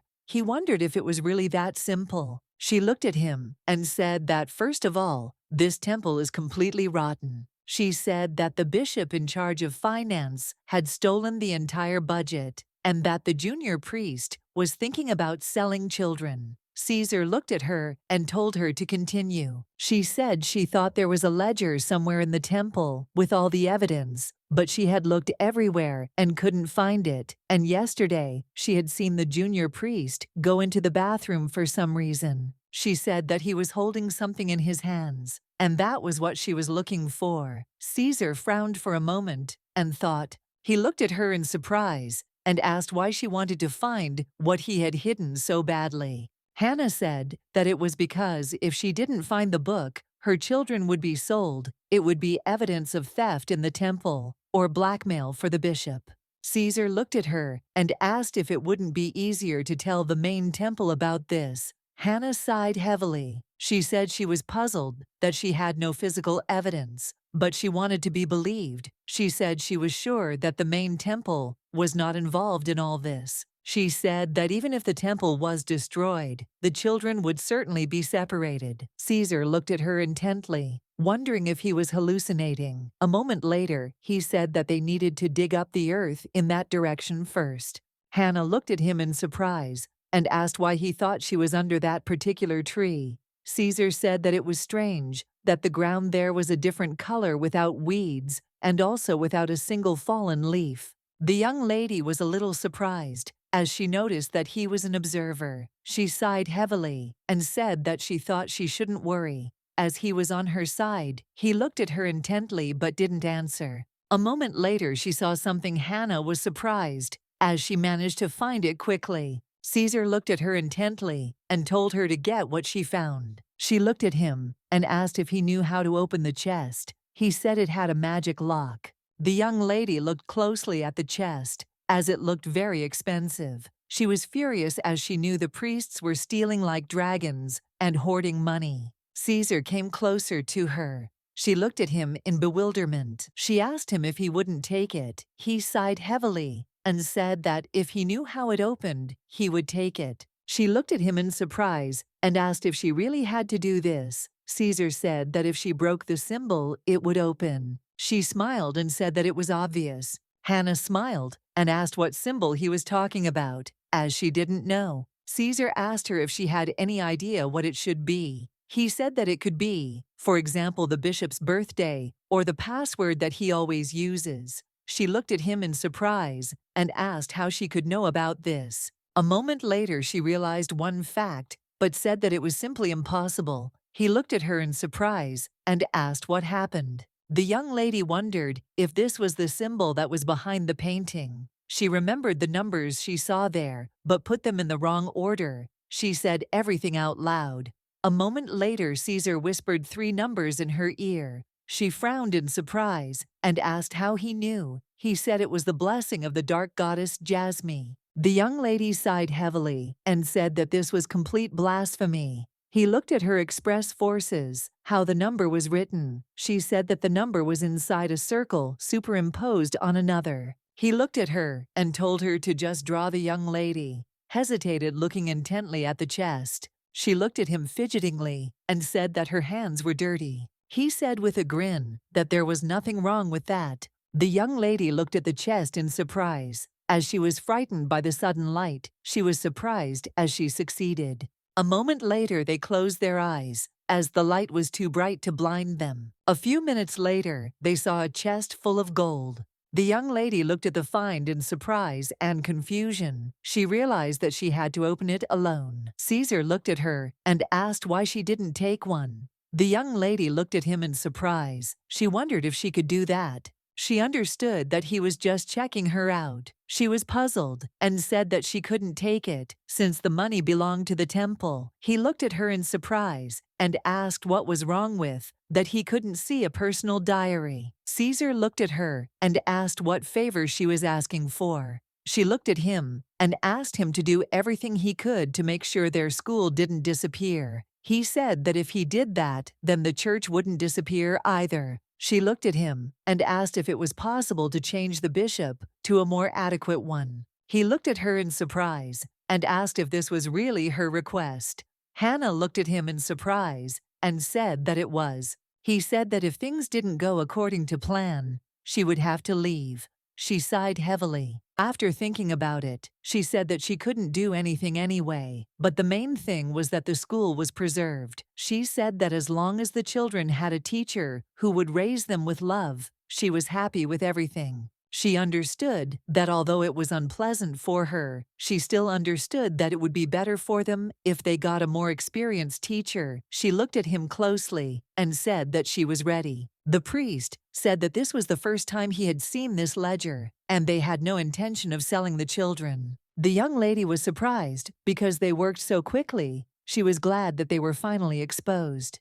Curtis looked at them and asked that as he does not know that the symbols located in his office behind the painting are the password to the chest. Curtis asked, does he really mean to say that he does not know about the contract for the sale of children to the laboratory? Curtis said angrily that they were going to test black magic on children. There, Curtis asked angrily how they could call themselves priests. The priest asked him for forgiveness. He was puzzled and understood that he was finished. Caesar smiled and yawned, telling him to be glad they didn't cut off his head right then and there. She looked at them closely. She knew that the priest from the central temple was a very important person. The paladins next to him were nervous, despite the fact that the high priest looked a little lost.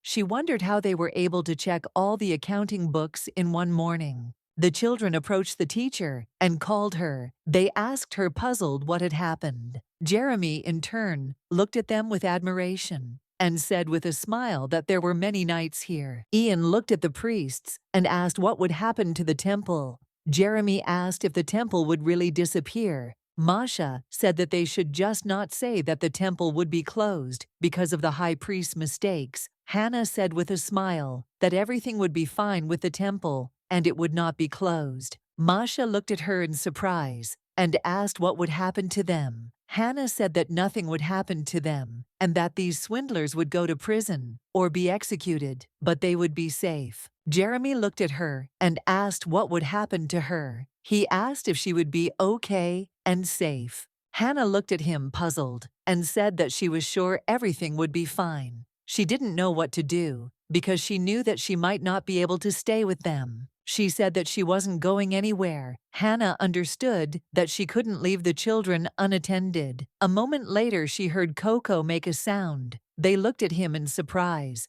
Hannah told Masha not to drag the bird around with him everywhere. Curtis looked at them and said goodbye to Hannah. She looked at him in surprise and said that it was too dry a goodbye. He looked at her and asked with a smile why they needed pink snot. He said that if she stayed in their temple, they would see each other again. She was very glad that she had not been fired after all, and hoped that most likely they would raise her salary for helping her find the accounting book. She said, with a smile, that he was right, and also wished him good luck on his journey. Jeremy looked at Moses and called him Hannah.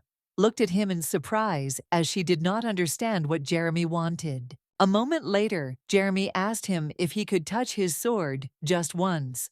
Moses looked at the boy closely and gave him permission. A moment later, Caesar walked up to them and greeted them. Hannah looked at him in surprise. Caesar looked at the young lady with embarrassment and said that he was not here for long. Masha smiled and thanked Caesar for getting rid of that dead old man. He looked at Caesar and asked if they could count on him if there was another scoundrel here. Caesar looked at her intently and said that he couldn't. Hannah was surprised. She wondered if it was really that hard to play along with a child and answer positively. Caesar looked at Hannah and with a smile told the child to thank his mentor. Better Hannah froze in bewilderment. Caesar said that it was all true, because it was she who did the bulk of the work. Masha smiled and said that their mentor was the best in the world.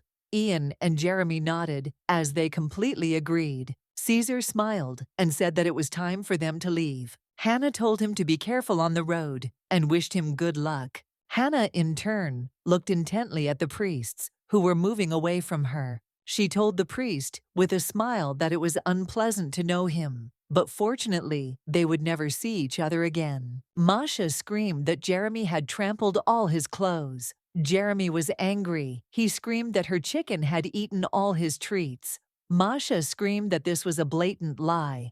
Masha approached the teacher and said with a smile that Coco had learned to fly. Hannah, puzzled, said that this was great. A moment later, Hannah was called again. She looked closely at the children and said that she was listening to them. She was in shock because she was very tired and wanted a minute of silence. Jan came closer to her and said that it seemed that someone had come to them. She looked at him in surprise and asked who had come to them. A moment later, she said that they were probably new priests. Hannah looked at Masha and called out. She understood that if a lot of people came, they would definitely check the shelter. Hannah told Masha to hide Coco in the chicken coop. Ian was watching his mentor closely. Hannah knew she didn't have time, as she had to hang up all the laundry quickly. But she still understood that first she needed to clean Masha's room. She walked into the room and was stunned, as there was complete chaos there. She was in shock and did not know where to start. Hannah looked at Ian and asked what he was doing there. Ian said he just wanted to tell her that those priests had arrived. Hannah sighed with relief as she realized it was just them. She looked at Masha and asked if he had hidden the bird. Masha looked at her and said that he hid it, but also asked what they would do if he ate the chickens. Masha said that Coco was much stronger than those chickens. Hannah looked at the boy and was puzzled, saying that in that case, they would be left without food. Hannah knew they were used to it, as they still remembered the time Coco burst into the dining room and stole their dinner. Sometime later, Hannah saw the clergy. She smiled and greeted them and asked if she could see the new high priest. The priest smiled and greeted her. He said that she could say hello to him. Hannah thanked him with a smile on her face. Hannah was a little confused as she saw so many new faces. She knocked and said it was her. A moment later, the priest said she could come in. Hannah paused as she heard a familiar voice. She walked in and was stunned. Hannah was shocked. Caesar looked at her and greeted her, and with a smile said that he hoped her expression said, "Welcome." Hannah was shocked. She did not understand what he was even doing here. Hannah froze in bewilderment. She was in shock. She didn't understand how this had happened. She understood that there were 3 villains present in the temple. Now a villainous killer who would hunt children. A moment later, she saw Curtis and was even more stunned. He looked at her with a smile. She understood that if she thought about it very carefully, she was stuck with 2 killers. He looked at her and asked why she was so pale. Hannah was shocked and at a loss. She didn't know how to answer him such a question. A moment later, she turned her gaze to the side and saw Moses. She was in shock as she realized that she was stuck here with 3 murderers and 3 villains. She looked at them puzzled and greeted them. She was in shock and could not get over it. Looking out the windows, she wondered if the Lord was there. She begged him to give her a hint on how to change the plot. Hannah knew that her adaptation to the situation was incredible. She looked at the priest and greeted him with a smile on her face. She got used to this madness quite quickly. Now she could finally smile. She could greet him looking at those impudent hands. Caesar looked at her intently, but said nothing. Curtis looked at her and said that the budget for the shelter would be issued today. She thanked him. He said that he remembered that they still had food donated by the parishioners of the temple at their disposal. He said that it was also donated to the school. The young lady thanked them with a smile. She knew that they were doing a much better job now than before. At first, she did not believe that Caesar, with such a callous character, would cope well with the position. But to her surprise, the temple was now working like a charm. She knew it was because his right hand was doing all the work perfectly. She didn't understand why such a talented person treated Caesar like a mentor. She looked at them and said that today was a holiday in the city and also asked if he knew about it. Caesar looked at her in surprise since he did not know about any holiday. The young lady looked at him in surprise but did not answer. A moment later, she asked if he didn't know.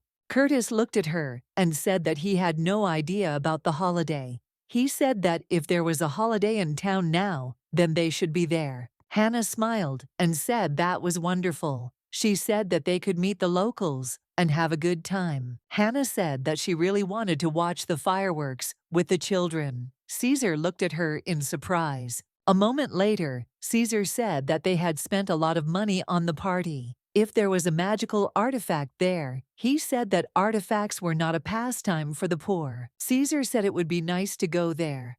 Hannah froze in place. Hannah said that they could go out together and have fun, but she still hoped that he would say that he was busy and couldn't go. Caesar looked at her and said with a smile that he would go with them. Hannah stood there in confusion, as she was stunned by what he said. She was in shock and did not understand why she was being punished like this. Hannah looked at Curtis and called him the priest. In turn, said that he was busy today and for this reason could not go with them. Hannah was in shock. She wondered if they really wanted her dead. Hannah looked at the children and told them to repeat it again. As a precaution, Ian said that they should not get involved with strangers. Masha said that she should not take Coco with her and not to run away even if he saw a doll or a cute skeleton. Hannah looked at Jeremy and said that she was listening to him. Jeremy said that he was not allowed to leave the group even if he noticed the snack stand or the swords.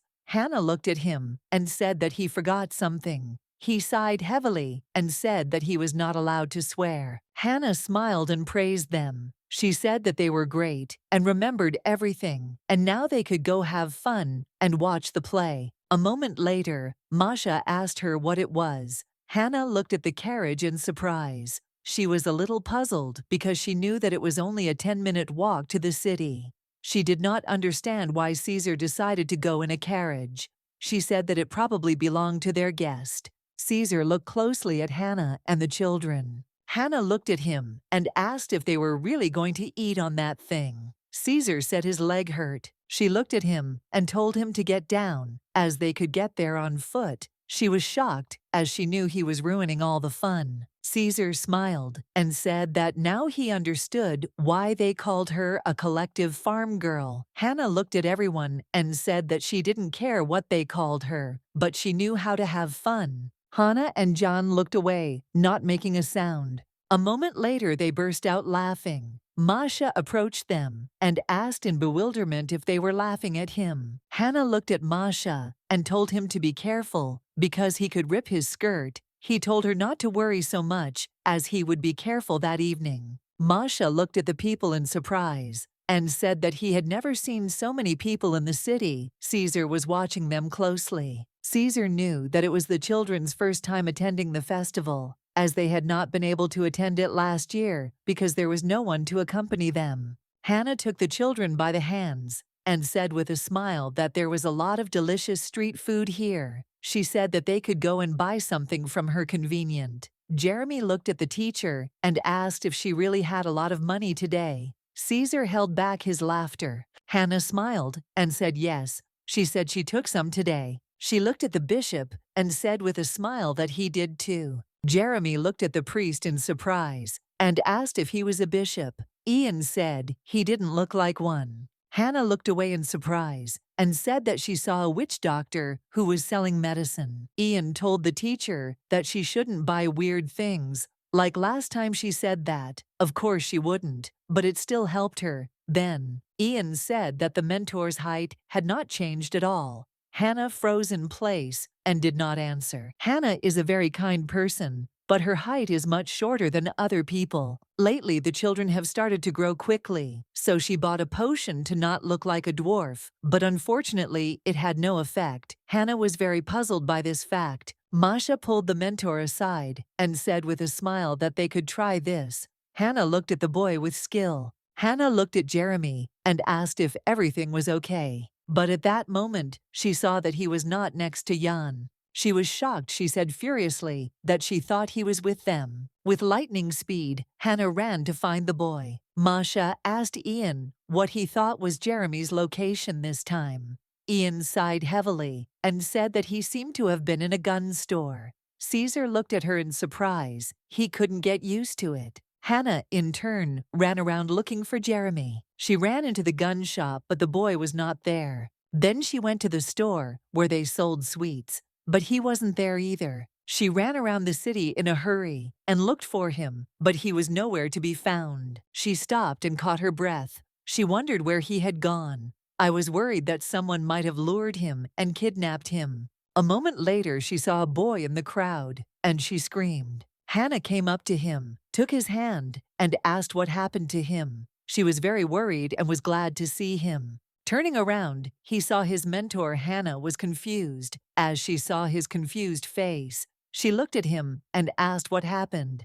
Jeremy rushed into her arms with lightning speed. She looked at him in surprise, as she did not expect him to do something like that. Jeremy said he was in pain. Hannah looked at him confused and fidgeted and asked if someone had hurt him. She asked what happened to him. He looked at her and started crying. Jeremy wondered why this had to happen to him. She saw him standing in front of her as the boss. He was crying and saying that he was in pain. Hannah looked at him in surprise and confusion. She was in shock and didn't understand what had happened. Sometime later, they were walking back with Hannah, carrying Jeremy on her back. Jeremy looked at her and called out. He sighed heavily and said that he saw his father. Hannah looked into the distance in surprise and asked what he was talking about. Jeremy said that there were a lot of people among them. He saw him and rushed there. Jeremy said that he had been looking for his father for a long time. He said sadly that he must have made a mistake. When Jeremy grabbed the man, he turned around and looked at him with an angry look. Jeremy said that, unfortunately, it wasn't his father. Hannah asked if he had lost his shoes while he was running. She asked if that was why his feet hurt. Jeremy said that when he caught up with the stranger, he turned around and found no one. He said that he was alone. Jeremy sighed heavily and said that everything hurt, but his heart hurt even more. Hannah told him that he shouldn't be sad at all because Togo wasn't around. She said that they were his family and would never abandon him. She said that he should remember that. Jeremy looked at her in surprise because he said they weren't related by blood. Hannah asked, in surprise, if it was really important to have blood to be a family. Jeremy looked at her in surprise and asked if it wasn't. She smiled and said that family does not begin and end with blood ties because she is always there when it hurts or when it is good. She said with a smile that this is what it means. Family. Jeremy was quiet for a moment, but later he said that he did not want to be with family. Hannah laughed and smiled and said that in that case they could be friends. He looked at her and agreed. Jeremy said that his father told him that he would definitely take him back when he became stronger. Masha is the only orphan since infancy, but Ian and Jeremy remember very well how they were abandoned. Hannah had previously thought that their time together would make them forget about the past, but it seemed she was wrong about that. She now realized that this was the reason he was so obsessed with swords. Jeremy said that this was the reason he wanted to become stronger. If he was the strongest kid on the planet, then maybe his father wouldn't have abandoned him. Hannah said that he was very strong because he ran into that alley, to save her, so that next time she wouldn't tell him not to help her. He said that he would always come to her aid, even if she was against it. She said with a smile that even though he was the strongest among them, danger always remains danger. She smiled and said that when they returned, his fencing lessons would begin. He looked at her in surprise and asked if she was serious. Hannah said with a smile that it was exactly like that. Hannah smiled and told Jeremy that next time he was looking for someone, their house was in that direction. Jeremy was quiet for a moment, pleasantly embarrassed that she had told him that. She smiled and said that he wouldn't be hard to find. Sometime later, they returned to the guys Masha called Jeremy. He said angrily that he had again risked his bun being eaten by him. A moment later, the young man handed him a bun, and Jeremy froze in surprise. He took the bun, but noticed that it had already cooled down. But a moment later, he was eating with tears in his eyes. Masha looked at him and asked if it wasn't tasty. He said that in any case, Jeremy shouldn't slurp like a pig and shouldn't cry. Masha came up to Jan and took his hand. He said that it was time for them to go. Masha told Ian that Jeremy was acting like an idiot again. Ian looked angrily at his friend who was holding his hand. Hannah, in turn, watched the children's reactions closely. She was glad that they had not gone far. Hannah entered Jeremy's room and called him. He looked at her in surprise, as he didn't expect her to come to him. She looked at him intently and asked if he was hamstering again. Looking at him, she saw a small hamster. She looked at him and asked how his legs were. Jeremy sighed heavily and said that it would be better when he slept. He looked at her in surprise and asked what she brought. She smiled and said that she made a foot bath for him. She said that she brought an herbal infusion that should help him. Jeremy looked at her skeptically with disbelief. He looked at his mentor with confusion and asked if it would definitely work. Hannah looked at him and said that the herbs were medicinal and would help him. Hannah told him to just put his feet in the tub. Jeremy looked at her incredulously, but still agreed and nodded. Hannah sighed heavily and said that she seemed to have poured too much water. Jeremy looked at her in surprise, but he still felt a pleasant smell. He looked closely at the teacher and asked where she got these herbs. Hannah smiled and said that she picked them in the garden next to the bathhouse. Hannah looked at the boy and asked how he was feeling, and also asked if the pain had subsided a little. He looked at her in surprise as the couple went over all her questions in their heads. He was surprised by her concern. Jeremy looked at the mentor and said that he was already feeling much better. Hannah looked at him and said with a smile that it was very good, and a weight was lifted from her heart. She looked at him and said that they still had to go to the hospital tomorrow. Jeremy said that he didn't want to go there because they would give him bitter medicine.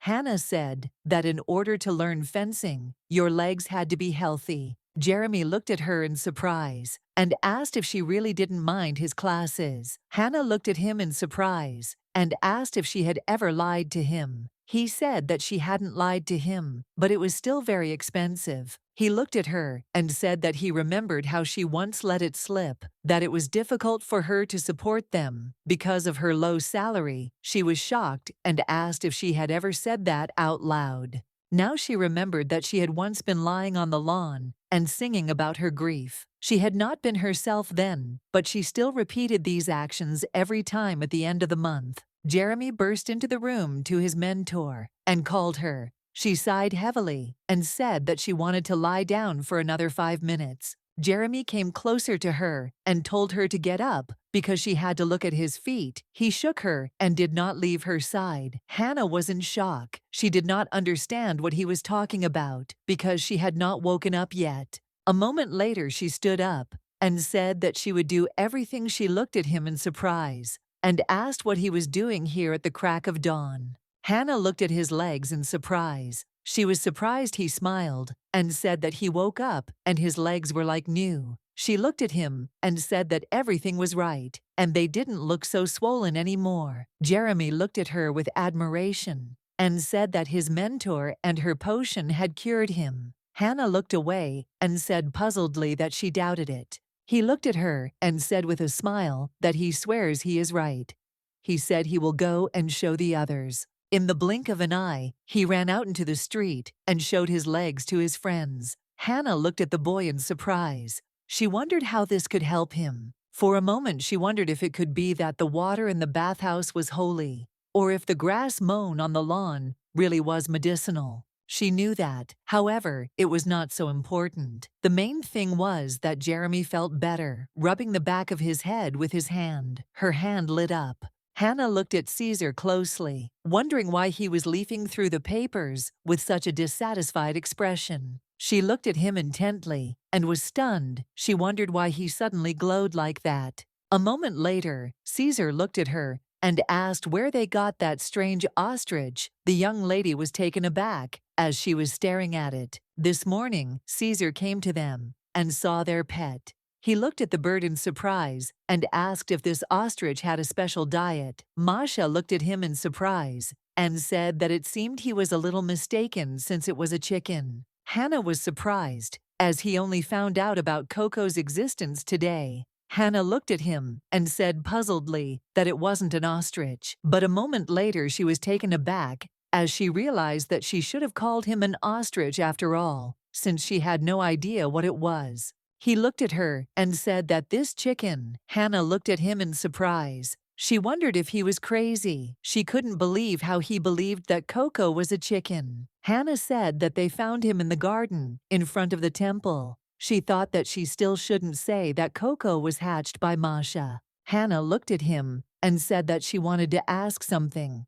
He looked at her in surprise, waiting for the question. Hannah asked him how he got into their temple. Caesar looked at her closely and said with a smile that he had been told they needed a replacement. She said that she just didn't expect him to be sent to serve in this temple. He looked at her puzzled and said that it seemed like someone had too high an opinion of him. She didn't say this just like that, but only based on the original story, where Caesar was described as a talented priest. He was blessed by the goddess herself, and he was the son of a holy father. That's why it's strange that he's not in the central temple. Hannah looked at him and said that she just thought he was a very talented person. She was shocked because now her conscience was bothering her.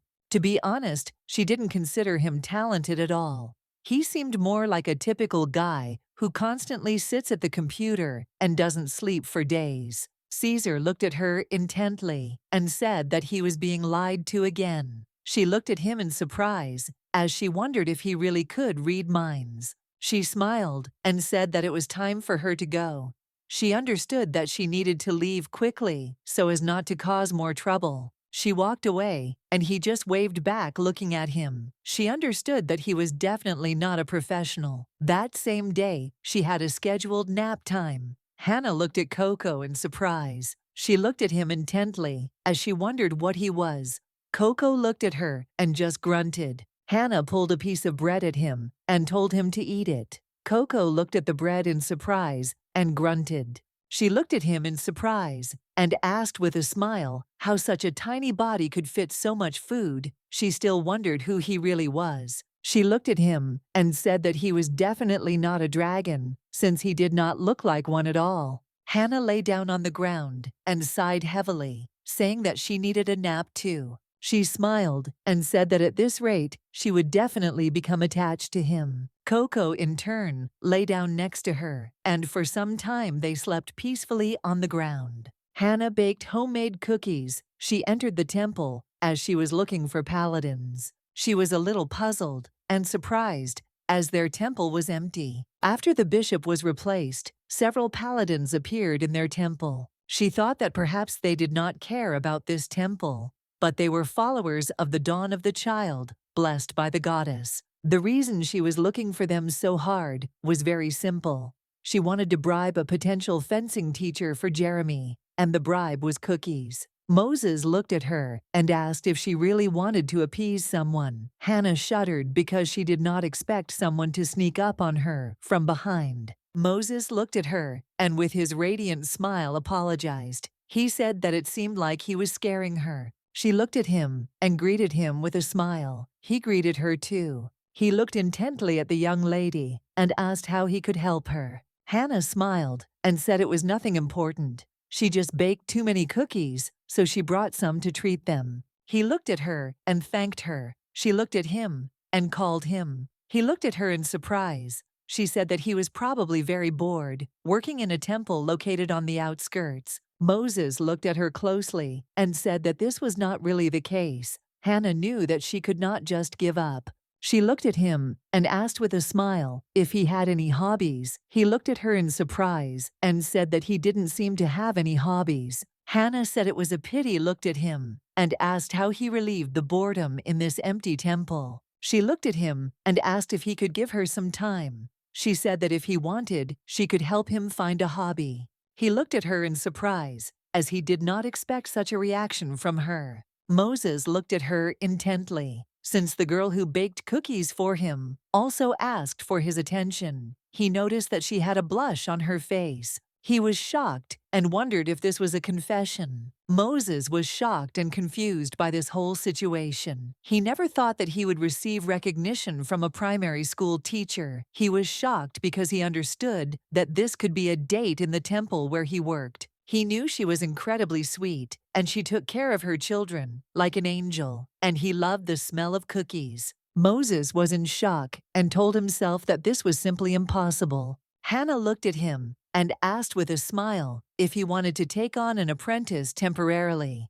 With her words, he said that he didn't want to hurt her feelings, but he wasn't going to meet at work. Hannah looked at him in surprise. Moses froze in bewilderment. Moses looked at her puzzled and asked what she had just said. Hannah was taken aback and asked if he wanted to teach the boy fencing. A moment later, she asked what he had just told her. She was shocked and understood that it was very awkward. Moses looked at her and said that he was wrong. He was very embarrassed and blushed because he realized that he had made a huge mistake. Hannah looked at him in surprise, wondering why he was so red. She looked at him and asked what he thought of Jeremy. She asked him what kind of student he imagined. She said that he knew that Jeremy was from their school. She said that he was that brave boy with black hair and big red eyes. Hannah smiled and said that this boy's dream was to become a knight, but unfortunately, it was not in her competence. She smiled and said that she wanted his dream to come true, so she thought about training with the paladins. In fact, she had several reasons why a paladin should be Jeremy's teacher. First of all, these people are very kind, and therefore will be able to accept Jeremy. Secondly, they will teach you to use the sword only for the sake of good and protection of the owner. And the third reason was that it was all free. Moses thought for a moment. He wanted to refuse her, but looking at her closely, he saw puppy eyes. He wanted to say that he had no free time, but the young lady forestalled him and said that they promised that it would not take him much time, as Jeremy was a very smart and capable boy who quickly learned everything. Hannah said that they could only practice for 2 hours a day, morning and evening. He looked at her and asked if she was saying that they could practice for 1 hour in the morning and afternoon. She looked at him and said that if it was inconvenient for him, they could move those 2 hours to the evening. He wanted to object, but she said with a smile that they had agreed. Hannah took his hand and said with a smile that she would go and tell Jeremy the good news. She said that he would definitely be happy. Hannah smiled and said that every day he told her how wonderful and kind Moses was. She thanked him with a smile. Moses froze in surprise. He did not understand what had just happened. She smiled an embarrassed smile and said that she was leaving to tell him this wonderful news. The other paladins approached him and said that they sympathized with him since she had successfully screwed him. Hannah watched Jeremy with a smile. She was very happy. Masha watched Jeremy in surprise and asked what was so interesting about waving a wooden stick. Hannah smiled and said that this is his first lesson, and it takes time to learn. She said that Jeremy, may you become a great, beautiful, and noble knight in the future. Jan said that to become a paladin, one must be devoted to religion. Hannah smiled and said that was why he would be a knight. Masha sighed and said that it looked like Jeremy would probably get tired soon. Hannah smiled and looked at Jeremy and told the kids to be more supportive of their friend. She said that she allowed him to study what he wanted to. Hannah looked at the children and asked if they had any plans for their future. Jan monotonously looked at the book, said that he had no plans. Hannah looked at him with a fixed gaze. She understood that he in turn could not worry about this, since he would become the emperor anyway. Masha said shyly that he wanted to work at the zoo. Hannah looked at the boy in surprise. She wondered if he really wanted to take care of animals. Hannah said that this was a great plan for the future. Hannah smiled and said that she really hoped that they would do something that would make them happy. Masha looked at her and asked if she was happy. She looked at the boy in surprise, as she did not understand what he was talking about. Masha asked if she liked being a teacher. Hannah thought about this question for a moment. She knew that it was very difficult for her to get used to the body and adjust to the temple, as if yesterday she was fighting for her and the children in the future. She looked at the children and said with a smile that she was very happy. Hannah said that for this reason they should lead the life they wanted, just like she did. Ian thought for a moment, but didn't answer. He thought about it for a while. Hannah smiled as she looked at the bag of groceries and said she thought it would be enough for dinner tonight. Hannah looked away in surprise as she noticed Caesar acting out of character. She looked at him in surprise and asked what he was doing. Caesar, puzzled, said that he was just walking. She looked at him in surprise and asked where he was going. He didn't answer and only groaned in response. She looked at him and asked if he had eaten anything expired today. Hannah asked if he needed to go to the bathroom. A moment later, Caesar fell to the ground. She came closer to him and asked him what he had eaten wrong. She said that he looked like a squeezed lemon. Caesar gathered all his last strength and said that he had eaten rice in the dining room. Hannah looked at him and asked if she should call a doctor for him. Caesar said that the doctor had already been and left. The young lady looked at him in surprise. She sighed heavily and said that in that case she could not help him in any way. She smiled at her, wished him a good day, as she had to go and feed her children. Caesar looked angrily after her, but the young lady still did not pay attention to him and left. Hannah looked at the children with surprise and confusion and asked what happened. Masha said that they were very hungry. Hannah was surprised she didn't understand what was going on at all. Jeremy said that now, even if she cooked something nasty, they would still eat it. Hannah looked at them in surprise. The rest looked at them. She thought that they would now say that they didn't like her food, and they secretly went to the temple to eat. Masha sighed heavily and said that the food there was always tastier. Hannah looked at Ian and asked why he was feeling okay. Ian sighed heavily and said that the teacher's food was melting in her mouth. A moment later, he said that everything would thaw, except for the broccoli. Jeremy sighed heavily. The young lady smiled as she now understood what was going on. When she was at the market, broccoli was on sale, so she stocked up on it. You'll go bad, so she gave broccoli a different diet. Hannah looked at the children with confusion, wondering what she should do with them now. Jeremy was puzzled and said he was going to throw up. Masha looked at her friend and said he was just being disgusting. Hannah sighed heavily. She said that they couldn't go a single day without adventures. She said that she thought that everyone in the temple had food poisoning. Apparently, they didn't pay attention to expiration dates at all. She was preparing some kind of decoction, and sighing said that she needed to add a little honey. Hannah looked at the spice rack in surprise. She said she could add a little more tea leaves for flavor. After all the preparations, she tasted it. She wondered if she should make more of the product, since she needed to cure not only her children. The children looked warily and intently, with distrust at the liquid she gave them. Later, Hannah brought the decoction to everyone in the temple. Hannah looked at the Nation of Dawn and told him to drink the decoction right now. Caesar looked at her in surprise and confusion. Hannah said that she had prepared a honey decoction for them. She said that since he couldn't eat, he should try drinking it. Caesar, puzzled, told her to leave everything on the table. She looked at him and said that she would leave everything and the kettle. She said that he could share with other people if anyone asked him. Hannah wondered in surprise why she was doing everyone's job today. She realized that things weren't so bad anymore. Caesar knew he had no choice, and shaking in pain, he sat down on the sofa.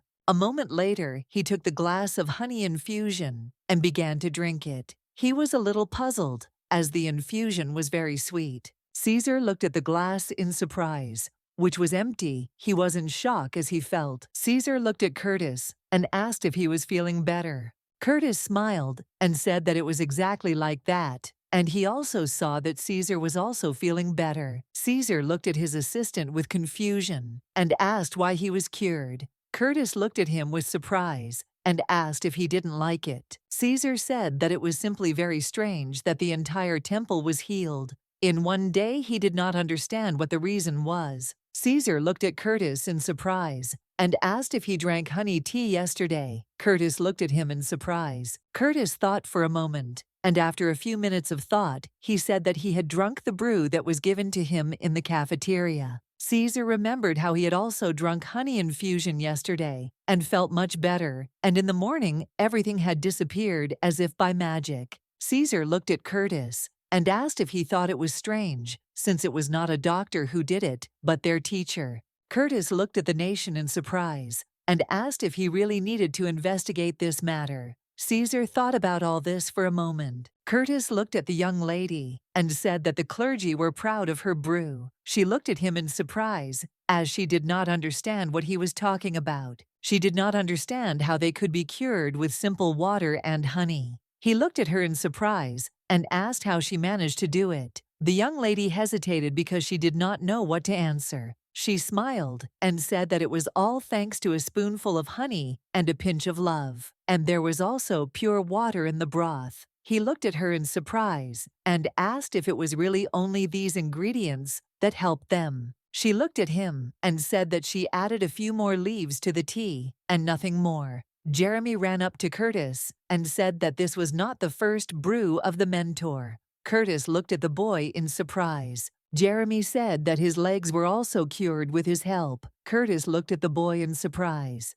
Curtis asked the young lady how she did it. She said she mixed plain spring water and medicinal herbs, asked her if she had ever heard of medicinal plants. The young lady said that although it didn't matter, she just added whatever safe herbs that smelled good. He looked at her in surprise and asked if she had taken an aptitude test to see if she had a gift. She looked at him in surprise, as she didn't understand what he was talking about. A moment later, she said that she hadn't taken any such test. Curtis looked at her and said that his instincts told him that she had a divine gift. He asked her if she wanted to take the exam. Curtis said he could arrange everything right away. The young lady sighed heavily and said that there was no need for that. She knew that God's gift was the cause of envy for many people, and it was thanks to people with the gift that the temple gained power and attracted the attention of the dynasty. But not all priests had it, so the gifted were valued, like the apple of the eye. She would have agreed to take the exam if you original story villain would not have killed the gifted first. She knew she needed to stay away from this. The young lady sighed heavily and looked away, saying that she was happy with her current life. The young lady said that she would only pass the exam if she worked in the main temple. Curtis wanted to object to her, but she didn't want to listen to anything. Caesar looked at the young lady in surprise and asked if she was sure she didn't want to take the exam. The young lady asked, puzzled, if all of them had a stuck record. A moment later, she looked at Caesar with a sharp gaze and asked why he was eating with them. Caesar sighed heavily and said that he would no longer eat in the dining room after that incident. She looked at him and said with a grin that he was too worried about his health. He said that it was all because his body was very valuable. She understood that he couldn't be thrown out on the street, and looking at him, she told him to start eating. She said that she initially wanted to cook porridge, but the children chose meat. Looking at them, and with a smile, she wished them bon appétit.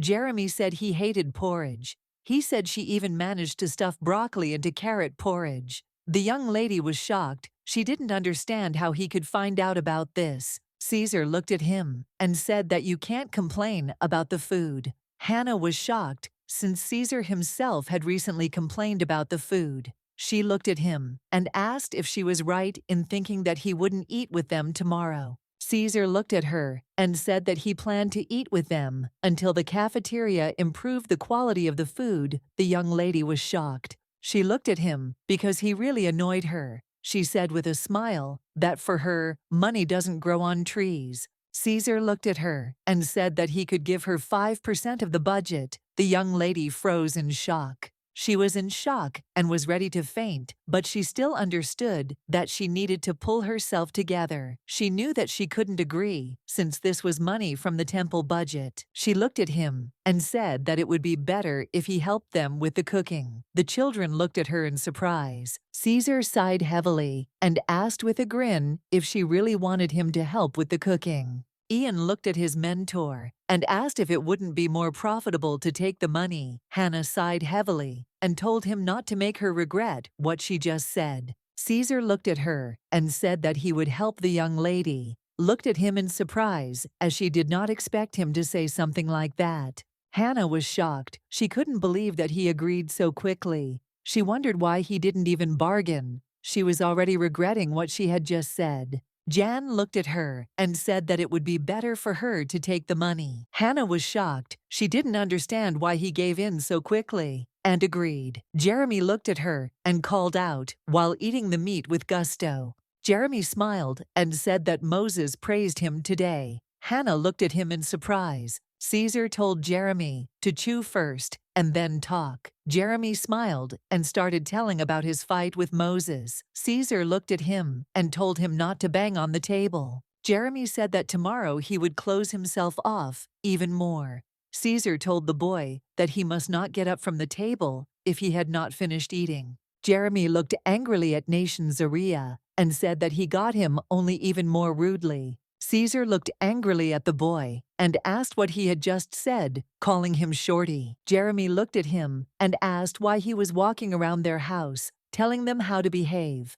Caesar looked at Jeremy and asked what else he was offering him since he was in charge of this place. Hannah looked at Caesar and asked if he could argue with someone his own age. Hannah was puzzled. She didn't understand why he couldn't eat in peace. Hannah looked at Caesar closely and asked if he was really going to cook in that outfit. She asked where his apron was. He looked at her in surprise and asked what she was wearing. The young lady hesitated because she didn't know what to answer. Caesar looked at her intently and said that if she took up cooking, then she needed to look appropriate. The young lady knew that Caesar, in turn, had an incredibly attractive appearance. She understood that if he wore more than just priestly clothes, he could easily pull off a model look. She looked at him and asked with a smile if he was sure he wanted to cook. Caesar smiled and said it would be very easy. She looked at him with disbelief, as he didn't look like a man who had ever gotten his hands dirty in the kitchen. Caesar looked at her and asked what he needed to do. The young lady said that he could start by cutting the potatoes. He looked at her sideways and said that it wouldn't be too difficult for him. The young lady looked at him puzzled, wondering if he was being too self-confident. She knew that if he made a mistake, he would be dead. Hannah looked at Caesar intently and said that he was cutting the potatoes wrong. She said that Ian wouldn't eat them like that. He looked at her in surprise and asked what she was talking about. She asked who cuts them like that. Caesar looked puzzled and said that he tried his best. Hannah looked at him intently, didn't ask where all the potatoes had gone, and Caesar, in turn, could barely contain his emotions. Hannah, in turn, looked at him intently with a smirk on her face. It was funny to her to see this self-confident, impudent man peeling potatoes. He looked at her in surprise and asked if that was all the potatoes she had given him. She said there should have been twice as many. He looked at her and asked what else he should do. He knew he had to endure everything. The young lady looked at him and said with a smile that he needed to cut carrots. He looked at her in surprise and asked what she was doing while he was peeling potatoes. She smiled and said that she had been following him. Caesar looked at her puzzled. She saw his angry look and said with a smile that she would help him. The young lady looked at him and said with a smile that the carrots needed to be cut finely. She looked at him puzzled and asked who cuts carrots into such large pieces. I didn't say that children would eat them, and that it would be difficult for them to chew such large pieces. Caesar, in turn, was trembling with anger. He was furious. But a moment later, he looked at her intently and asked if they would rather agree on payment from the budget. Hannah looked at him and asked why he changed his mind so suddenly. Caesar looked at the young lady and told her to make him some tea. She sighed heavily and told him to brew it himself. Caesar looked at her intently and said that he was not feeling well. Hannah said furiously that he was just being selfish. She looked at him and asked why he couldn't do anything for himself. She looked at him and said that she was not his personal maid. Caesar looked at her and said that he did not want to dirty his delicate hands. She said furiously that he was eating breakfast, lunch, and dinner here, just like a parasite. Hannah said that she did not have enough food to feed so many people. She looked at him and asked why he continued to come to them. Caesar looked at her and asked with a smile what she meant by parasite. He looked at Hannah and asked why she was being so rude to him. A moment later, Hannah heard someone calling her, looked at the door with fury, and asked who else had come to see them. A moment later, Moses entered the room and asked her forgiveness if he had disturbed her. He smiled and said that he hoped she was not busy. She looked at him with surprise and a smile, since she didn't know that it was Moses who had come. She asked if he had really come from training. She asked if he wanted anything, for example, tea. Moses looked at her and said with a smile that he was not against it, but still, if it was not difficult for her to do it. She looked at him with a smile and said that of course it was not difficult for her, and she would do everything easily. Caesar looked at her in surprise. Caesar looked at her in bewilderment and asked why she was so nice to Moses. The young lady looked at him in surprise and asked what he was talking about. Caesar looked at Moses and asked the young lady why, when he came to her, she herself offered him tea. Hannah looked at Caesar and said it was because Moses was teaching Jeremy. Caesar looked at Moses closely and asked if he had found himself even more work. Moses sighed heavily and said that he would not call it work. Caesar said that this violated their contract. Moses looked at Caesar in surprise and confusion and said that you are in his paladin contract. There are no restrictions.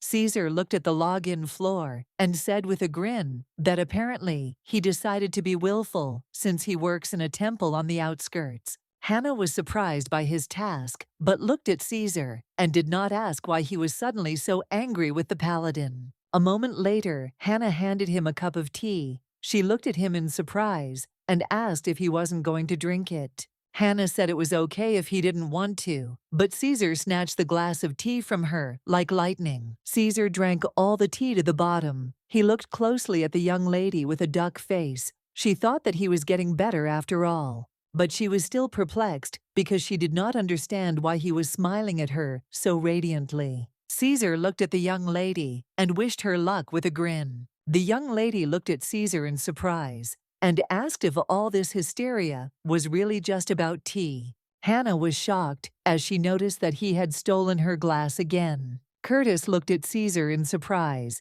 and did not ask if he had brought another glass. Caesar smiled and said that leaving him here, Curtis told Caesar that this is why the teacher doesn't like him so much. Caesar said with a smirk that it wouldn't take much for her to like him. All she had to do was pick one of the ideas as a student. Curtis looked at Caesar in surprise and confusion. He didn't understand what he was talking about. Curtis looked at Caesar and asked if he knew if the young lady had changed her mind about the exam. Caesar looked at him and said that the young lady said she didn't want to, and there was nothing he could do about it. Curtis asked if he wasn't even going to report this to the main temple. Caesar looked at him in surprise and asked what he needed to be told. He asked if he really needed to be told that the teacher had prepared some delicious water with honey. Then he looked at him and said that he was not talking about that. Curtis said the gift of healing is one of the rarest, and following the rules, they must report other people. Caesar looked at his companion in surprise and asked if he looked like someone who followed the rules. The priest sighed heavily. He understood that it was useless to say anything. Curtis looked at Caesar and asked if he thought the truth would come out sooner or later. Caesar looked hard at his companion and said that he did not want to think about it. Curtis, gritting his teeth, said that he had warned him. A gift from God, despite the will of its owner, will always find a place for itself. This is destiny, which no one can decide. Emerald Meadow with a teacher and children. He knew that she might disappear if the temple learned of her gift. Caesar knew he couldn't let this happen, and he said to himself that he would pray for them. Time flew by in an instant. I have pleasant memories from her life. With children, they fit into a large book. I was so carried away that I did not notice how the end of their 4th summer together came. Hannah looked at Caesar in surprise and asked where the children were. He came closer to her and said that they were all outside. Hannah was taken aback and shuddered as she realized that this was a disaster. She was shocked as they mounted the ostrich again. The young lady looked at them intently and told them to go into the house to wash their hands and sit down at the table to eat. Caesar looked at them intently and said that, frankly speaking, the cocoa did not at all resemble an ostrich or even a bird. The young lady was taken aback. She asked what he called this giant chicken. He said that it was neither a chicken nor an ostrich. He looked at the animal with puzzlement and said that he had seen something similar somewhere before. The young lady looked at him in surprise and asked if he really saw something similar to their Coco. Caesar said that everything was exactly like that, and in the main temple he read a book about ancient demons. The image of the ancient demon is different from the one people imagine him to be today. After all, he is just a low-ranking monster. Now the original demons were intelligent beings that could use magic. The young lady sighed heavily and told Caesar not to talk nonsense since they no longer existed. She said with a smirk that it was hardly possible to call Coco an intelligent creature. Sometime later, Moses came up to them. He looked at the young lady and said that she had said earlier that Coco hatched from a strange egg. Moses looked at the young lady and asked if this was not so. The young lady looked at him intently. Caesar looked at the paladin and said that it seemed like he was here too often lately. Moses looked at Caesar and said with a smile that he was also here very often, instead of being in the office and doing business. The young lady approached Moses and said that everything was correct, and Coco had hatched from a rather strange egg. Moses thought for a moment and said that in order to knock out the demon, he would need a large amount of mana, but the magicians that possess such an amount of mana have long since disappeared. Moses looked at everyone and said that this was simply impossible, so he thought it wasn't him. Caesar said with a grin that they would live and see whether it was true or not. A moment later, the teacher was called to the children. She looked at them in surprise. The boys looked at her intently and said with a smile that they had already washed their hands. Jan looked at Caesar in surprise and with a displeased face said that he had come to them again. Caesar looked at him intently and told him not to forget to do good and offer help to those in need. The boy in turn thought about it, but still agreed with him. Hannah looked at Jeremy and asked if he had improved his fencing skills. Jeremy nodded and said that he had certainly improved. Moses smiled and said that Jeremy was very talented. Hannah smiled and asked Moses if Jeremy could become a knight. She knew that being a knight was still better than being a mafia boss who terrorized the empire. Moses smiled and said that he thought he could become a knight. Moses asked her if she was okay with Jeremy entering the Knight Academy. The young lady looked at Moses in surprise, as she did not expect him to ask her something like that. Moses said that the temple is responsible for children up to 15 years old, but the Knight Academy can be entered from the age of 13. The young lady looked at Moses in surprise and asked what kind of place this was. Moses said that the Knight Academy was no different from other schools, and it was simply the perfect place to develop one's talent for fencing. Moses said that it takes 3 to 10 years to study, but if Jeremy is successful, he will be able to live in a dorm and receive a scholarship. But of course, he will have to pass the entrance exam first, but he does not need to worry about that.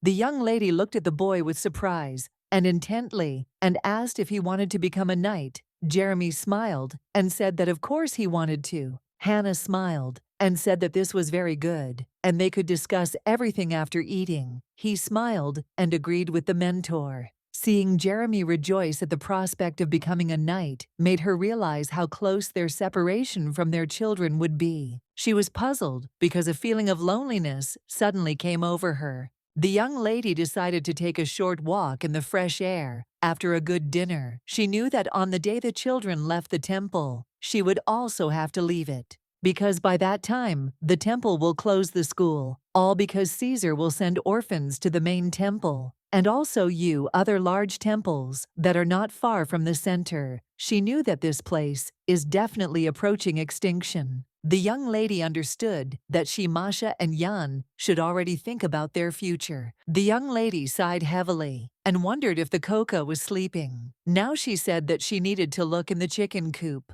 A moment later, someone asked her if the chicken coop was destroyed. The young lady was taken aback and frightened. She looked around in surprise and asked who had just said that. Caesar looked at her and asked with a smile when she would stop being so scared. He looked at her and asked how many times he had told her that she should sleep in her room at night. The young lady sighed heavily and said that fresh air helps her relax. He looked at her and asked if he could inquire about the reason for her sighs. She sighed heavily and said that it was nothing special. She was just thinking about the immediate future. He looked at her and said with a smile that if she still had no plans, she could always take the exam. The young lady understood that she had no plans to risk her own life. Hannah looked at him and asked why he never returned to the central temple. Caesar looked at her intently but did not answer. A moment later, he said that there must be a reason why God brought him here. She looked at him intently and thought, since she had not heard his excuses for a long time.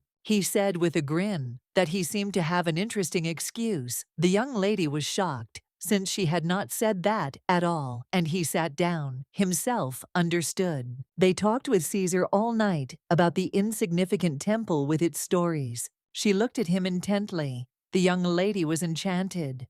The moon was beautiful that night. Hannah looked around. She wondered why it was so noisy. Looking out the window, the young lady saw a lot of people. She looked at Curtis in surprise and asked why there were so many people here. She asked Curtis what was going on. He in turn sighed heavily and said that he didn't know what was going on either. Masha looked out the window in surprise and said that he saw the owner of the fish store and the butcher. He looked at everyone closely and saw that the atmosphere was very oppressive. They were shouting from the street to come out to them, and Hannah and the children were startled by the screams. A moment later, she turned around in surprise and saw Caesar. She looked at her in surprise and called out. Caesar also looked at the young lady in surprise. A moment later, he smiled and said it was his job. She understood that this was true, but she still worried about him. She was a little upset that he had just drawn a line between them because of the current situation. She stared at him as she was very worried after she heard the news that the village was infected with the plague. The young lady looked at Moses with puzzlement and asked if there was really a plague in the village now. He looked at her closely and said that he was exactly like that. Moses said that he had a couple of days ago. It appeared in a village that was behind the mountains, and now it had spread here too. She looked at him and asked what was wrong with the residents and how bad it was. Moses said that the plague was only in its initial stages, so it was not that serious, but the residents decided to share it with the rest of the temple. The young lady was shocked by everything that was happening. She could not believe the truth of his words. She looked at him intently and asked what the bishop was doing. He sighed heavily and said that he was now praying for the villagers. The young lady looked at the paladin with a puzzled look and said that the temple should be closed. At this time, Moses said that when there is chaos around the area, it is always open. Perhaps they will alternate with other temples, but for now they are open 24 hours. Moses said that Caesar would probably pray alone now until they passed out. The young lady looked at the paladin in surprise. She wondered if they were really talking about Caesar alone. She only knew the one who irritated everyone. Moses looked at the young lady and said with a smile that she didn't know him well. Moses looked at her and said that when Caesar was only 9 years old, his empire was destroyed by a mad magician, and in the ruined city, he prayed for a whole week, forgetting about food and sleep. Moses said that this is how he got the gift. Hannah looked at him in surprise and asked if he hadn't had the gift since birth. Moses said that usually children are born with a minimum amount of bath, and the powers are discovered after waking up. Moses said that this is why even now, Caesar is ready to pray to stop the chaos. Moses smiled and said that this is his essence. The young lady smiled and said that it was not for nothing that he was appointed their bishop. She was shocked, as it turned out very awkward. If only she had known, she would never have called him a slacker. Moses said that in any case he came here to inform her that the children should not have contact with other people, and she too, since she is their caregiver and must keep an eye on them, She looked at him and thanked him for warning her. The young lady knew she needed to rest and digest everything she had heard. Hannah looked at Curtis closely and said that she thought the people at the temple were having a hard time right now, so she had her own iced tea for them.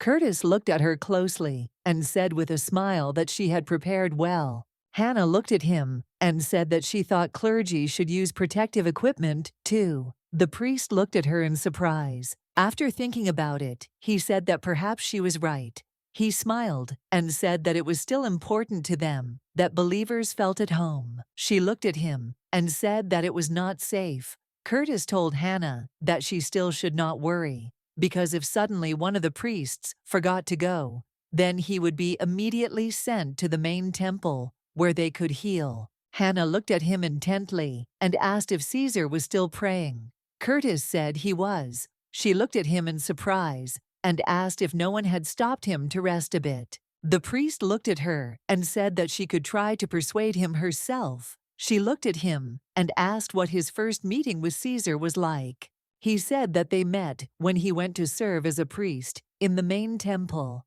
The young lady looked at him intently and said that it turns out that they are quite close to Caesar. Curtis smiled and said that Caesar was like a god to him. Curtis said that he was one of the many people that Caesar saved. He said that Caesar's gift was able to seal the monsters from the Black Desert as well, so the people of the empire should be grateful to him for their lives. The priest said that he grew up in a city located on the edge of the Black Desert. He said that after that disaster, he could count on the fingers of one hand the number of his surviving friends and relatives. He said that if it weren't for Caesar, they and the empire would have been gone long ago. When he saw how Caesar saved thousands of lives, he swore to serve him forever. Curtis said that because of what happened, Caesar often sleeps, and all because the barrier located in the desert absorbs his powers. The young lady was very surprised because the more she learned about him, the more she realized how wrong she was about him.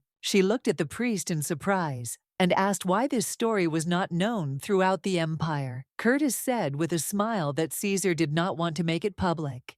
The young lady thought for a moment, as she knew that if she were the one to save the world, she would tell everyone about her greatness.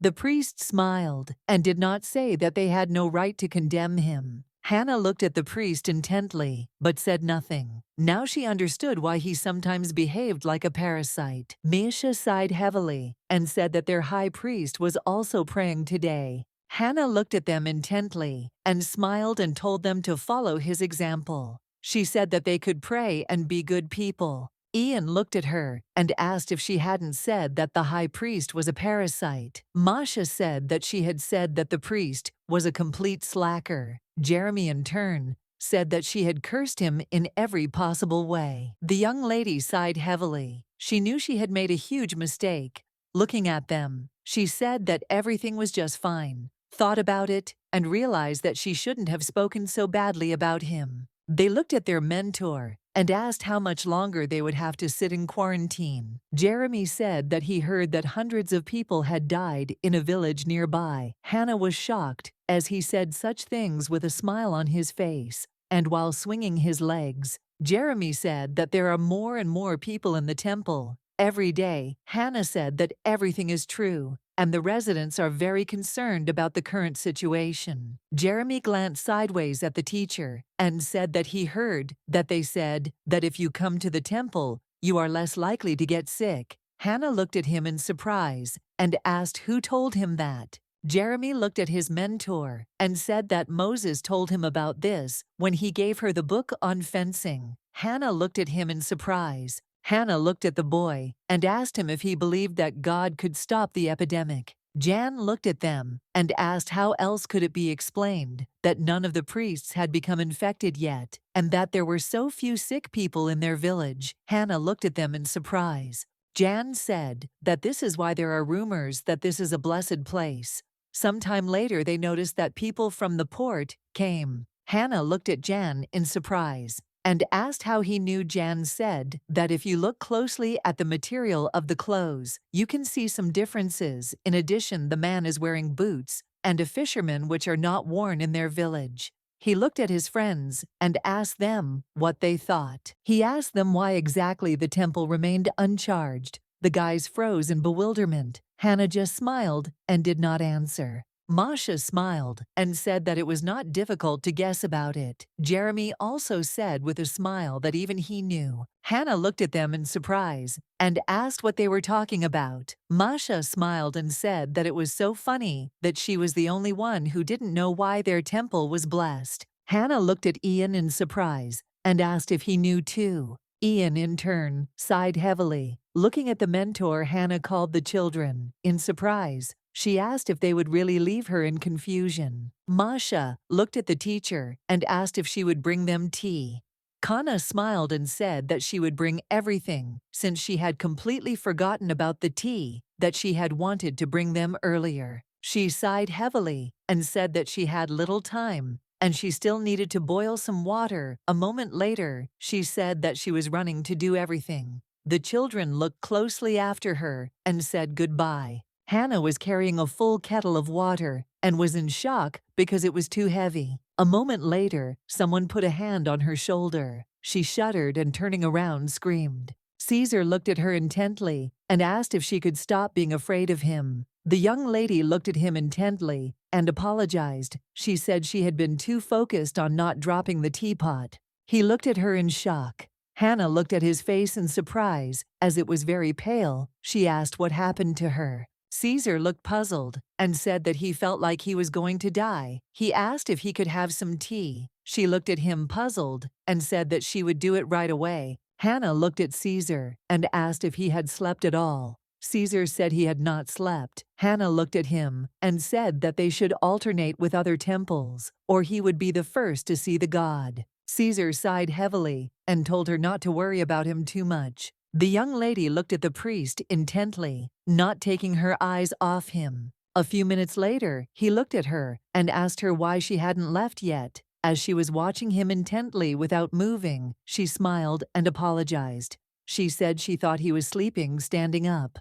The young lady was shocked. She wondered if all he wanted from her was water. She knew he could have said goodbye to her for the sake of decency. She looked at him and said that she had been told that he was simply a wonderful person. Caesar did not answer, but only frowned. She said with a smile that he had sealed the Black Desert and had received divine power through prayers as a child. The Kaiser looked at her and said that it seemed like someone had a long tongue. She smiled and told him not to say that. She said that it was better for him to tell her what he felt when he awakened his gift. He looked away from her, puzzled, and asked why she needed that. Hannah said he sleeps a lot to keep the monsters at bay. She asked if he had to do that throughout his life. He looked at her and said that he was 13 when the incident happened. The young lady looked at him in surprise and asked if that meant that he had solved the problem with fatigue during that time.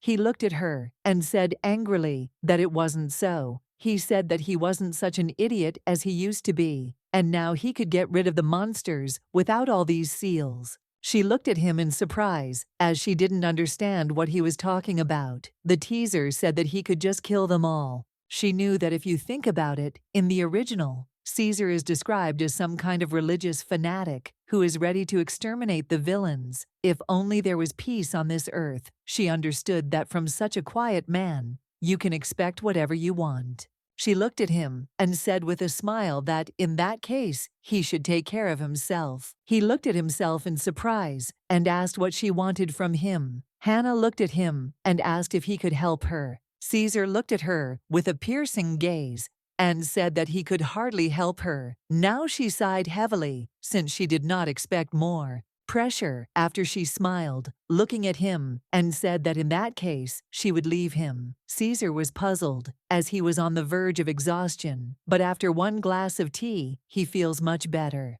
He looked after the young lady with surprise. At the same time, in the main temple, His Holiness was engaged in prayer. The priest approached him and said that the number of monsters in the Black Desert had increased, although the barrier was holding them back, but it was unknown how long this would last. Pope Bellissimo Feltro looked at the priest intently and asked what Caesar was doing now. The priest looked at the Pope and said that Caesar was in the temple, located in Remium. The priest asked if they really needed to call him. The Pope sighed heavily and asked how things were there. The priest looked at him and said that the temple was in a small village, but some time ago, a plague appeared there, and Dad asked if there were really a lot of deaths there. The priest said that there are a small number of deaths there. In fact, residents from different cities visit this temple and seem to receive a blessing. The nearest cities are already fully charged, but it is the residents of this village who have practically no deaths. He said that he thought the temple was full of people. Now Dad frowned for a moment and thought he wondered why Caesar was so worried about that place. Dad understood that there was probably something very interesting there. The young lady passed by the temple and heard people talking. They said that this was a blessed place, and if you drink the water here you can avoid getting the plague.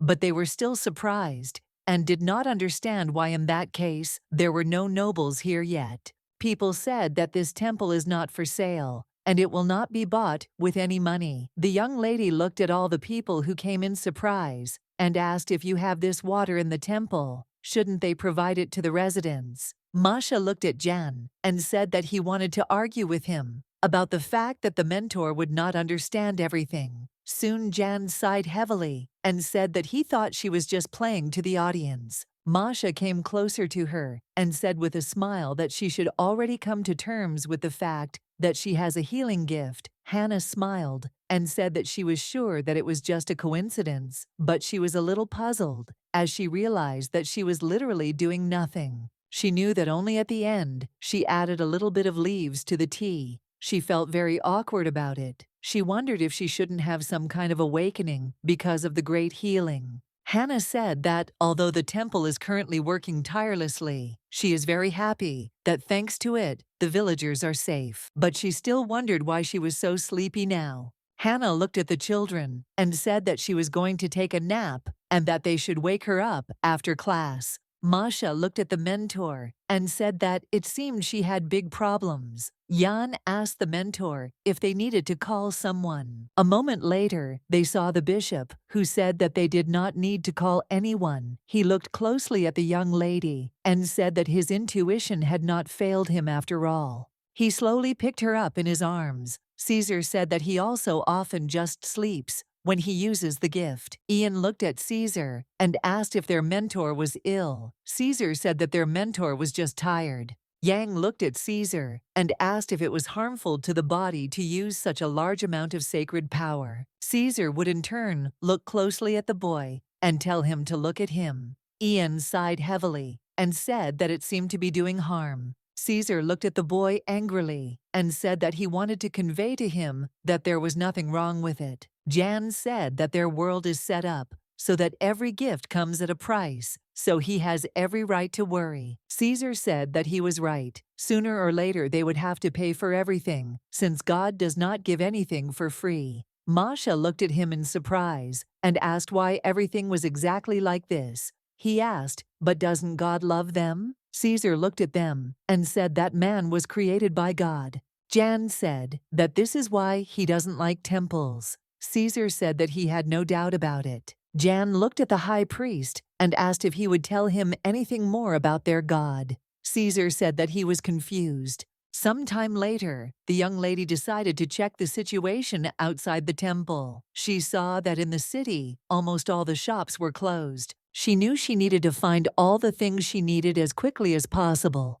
Approaching the store, she saw that it was also closed. She realized that in that case, she needed to go back. A moment later, she heard some noise and looked to the side. She realized that since she had already come, she should take a look at the situation in the village. As she passed people, she heard crying and cries of supplication. The man looked at his friend and asked why he was shaking an already dead man. The young lady was shocked. She froze. She wondered what was going on here. The boy looked at his uncle and said that it would be very sad if he just died here. The man looked at the boy and asked what was sad about it. He said that it was a blessing that poor people like them would die from the plague. The boy asked in surprise if they should really be happy about that. The boy shook his uncle and told him to come to his senses, as they needed to go to the temple. The man looked at the boy and asked if he really thought the temple would help people like them. The boy looked at the man with fury and asked what he even knew about this. A moment later, the boy was dumbfounded. He looked to the side in surprise because he saw a girl. The young lady sighed heavily and said in a trembling voice that she was just passing by. The man looked at her sideways and asked if she had come to look at their dirty appearance. Hannah looked at them in surprise and asked why they weren't doing anything when they were so sick. The man sighed heavily and said that beggars like them don't get any help. Hannah looked at them and said that it was not true, since the temple does not look at a person's status. The man said that they could no longer escape death.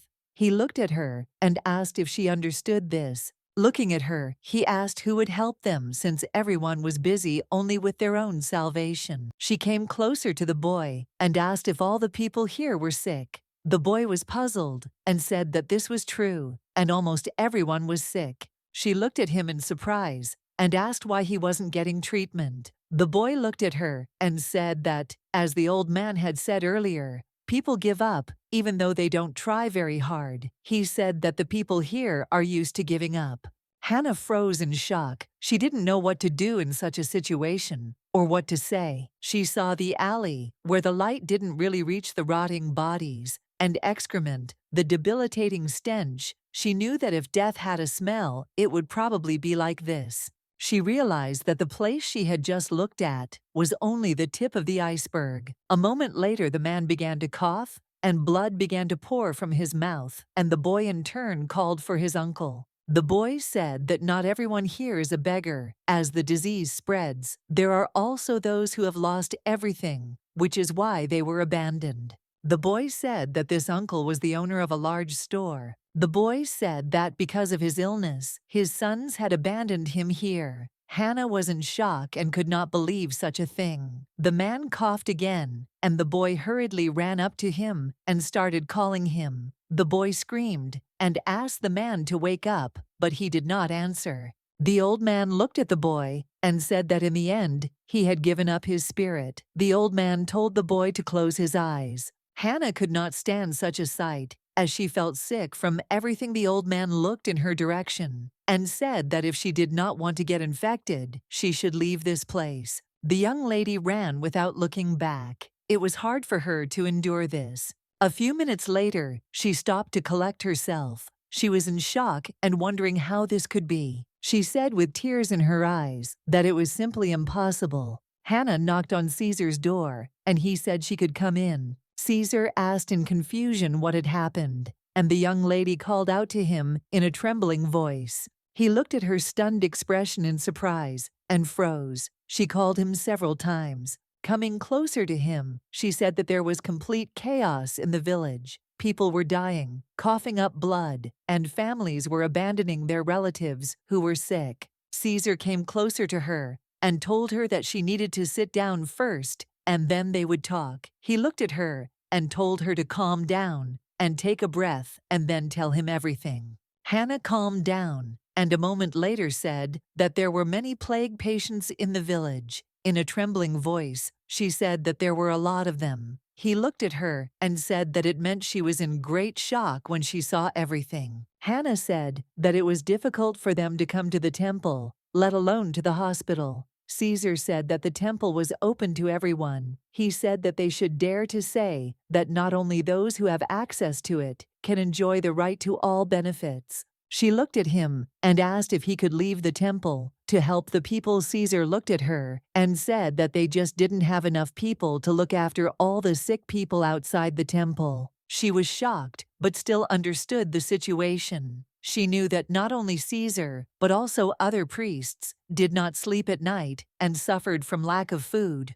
For the annoyance, she blamed the temple for everything. She sighed heavily and said that they still needed to do something. She looked at him and said that she could use her powers. He looked at her in surprise and said that he didn't know what she was thinking. She looked at him and said that he himself had told her earlier to take the ability test. Hannah looked at him intently and told him to get tested. She said she would take it right now. A few minutes later, she said firmly and confidently that she wanted to take the exam right now. She knew that if she was truly gifted, this was the perfect time to use her power. She knew she wasn't Mother Teresa, but she didn't want to see other people die anymore. She couldn't continue to pretend nothing was happening. She realized that they didn't even know that someone like her could help. The young lady was in shock. She wondered what to do if it was already too late. She wondered if she could count on herself in that case. Caesar, in turn, looked intently at his companion and said that if the main temple found out about her gift, they would not leave her alone. He said that these hyenas would distance her children from her. She was shaking with fear. She said that they could only guess what would happen in the future, but the present could not be ignored.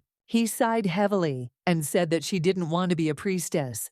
The young lady said that was exactly it. She looked at him and firmly said that now was not the time for this. She understood that she could no longer bear to see death near her. Hannah looked at him intently and told him to help her. Caesar looked at her intently. He knew she would not be given a choice. He looked at her intently and told her to think it over. Well, Hannah looked at him and said that in that case, he could tell her what she needed to do. Caesar, looking at her, said that perhaps this was some kind of test from God. She looked at him in surprise and said that if he was right, then nothing could be done. A moment later, Caesar stood up the young lady, watching him intently as she waited to see what he would do. He looked at her and said that if she had decided so, then he would certainly help her. Caesar looked at her and asked how she usually made tea. The young lady thought for a moment. She said that she boiled the water first. You have that, whoever drank it will be in good health. She said that at that moment, she just wanted to make everyone happy. Caesar looked at her and said that she then needed to use her power and do everything as usual. She looked at him in surprise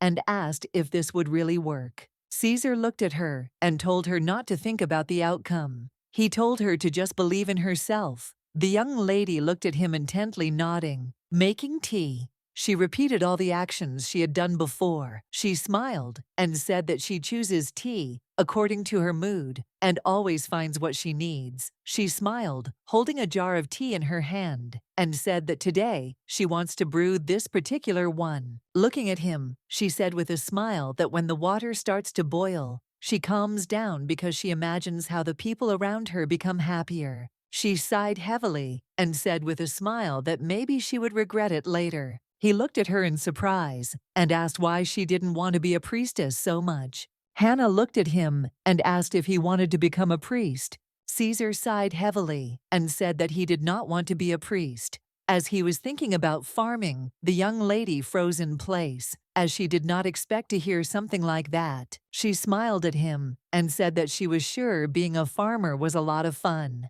He smiled and said that of course it was fun, because you could just sit and watch the seeds grow. She said with a smile that it was a good thing the farmers couldn't hear him now. Hannah looked at him and asked if he really wanted to live such an ordinary life. Caesar looked at her in surprise and asked if she didn't want that. She smiled and said that of course she wanted that. Then she would be able to raise her children in peace. Caesar sighed heavily and said that reality does not always match expectations. The young lady looked at the bishop intently and asked if he felt special when he awakened his power. Caesar said that he did not understand anything then. She sighed heavily and said that she thought she was gifted. She was shocked because everything had been going wrong since she was reincarnated in the novel.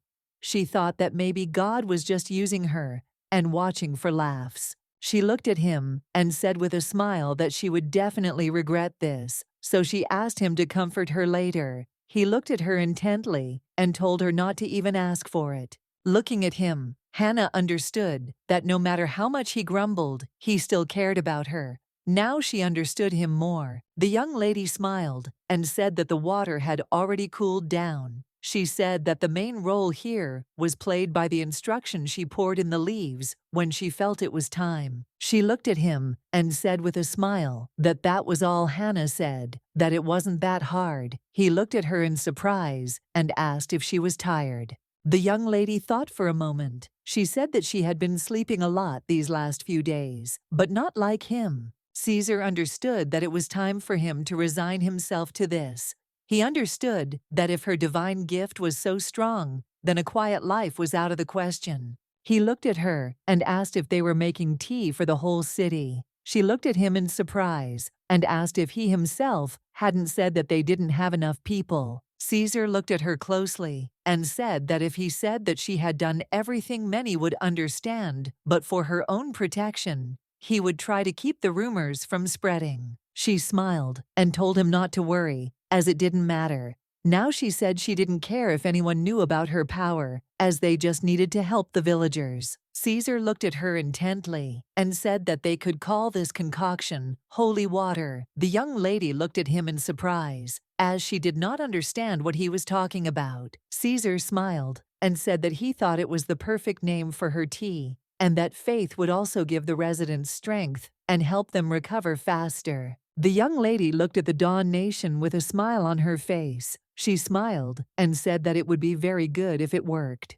Soon the disease was defeated. The news of the holy water spread quickly. Even from the poorest areas, everyone gathered for tea following the rumors. Later, people began to say that this village was blessed by God. There were no longer sick and dead people in the alleys. This made everyone look at the disadvantaged in a new way, and they were able to change the city for the better. Caesar looked at the priests in surprise and asked why there was such a crowd here. The priest looked at the bishop intently and said that they had brought a letter from His Holiness. And Caesar said that he did not think that so many people were needed to deliver it, since the letter was not heavy. The priest looked at the bishop and said that they had simply heard a rumor about the plague and thought that they had a priest with the gift of healing. Caesar looked at the priest indifferently and asked what was the matter. The priest was shocked. The priest said that they have someone who still does not serve the temple. The priest said that they know that the holy water they gave to the residents is not from the Limia temple. Caesar looked at the priests and said that they were wrong in their judgments, and he had no such people.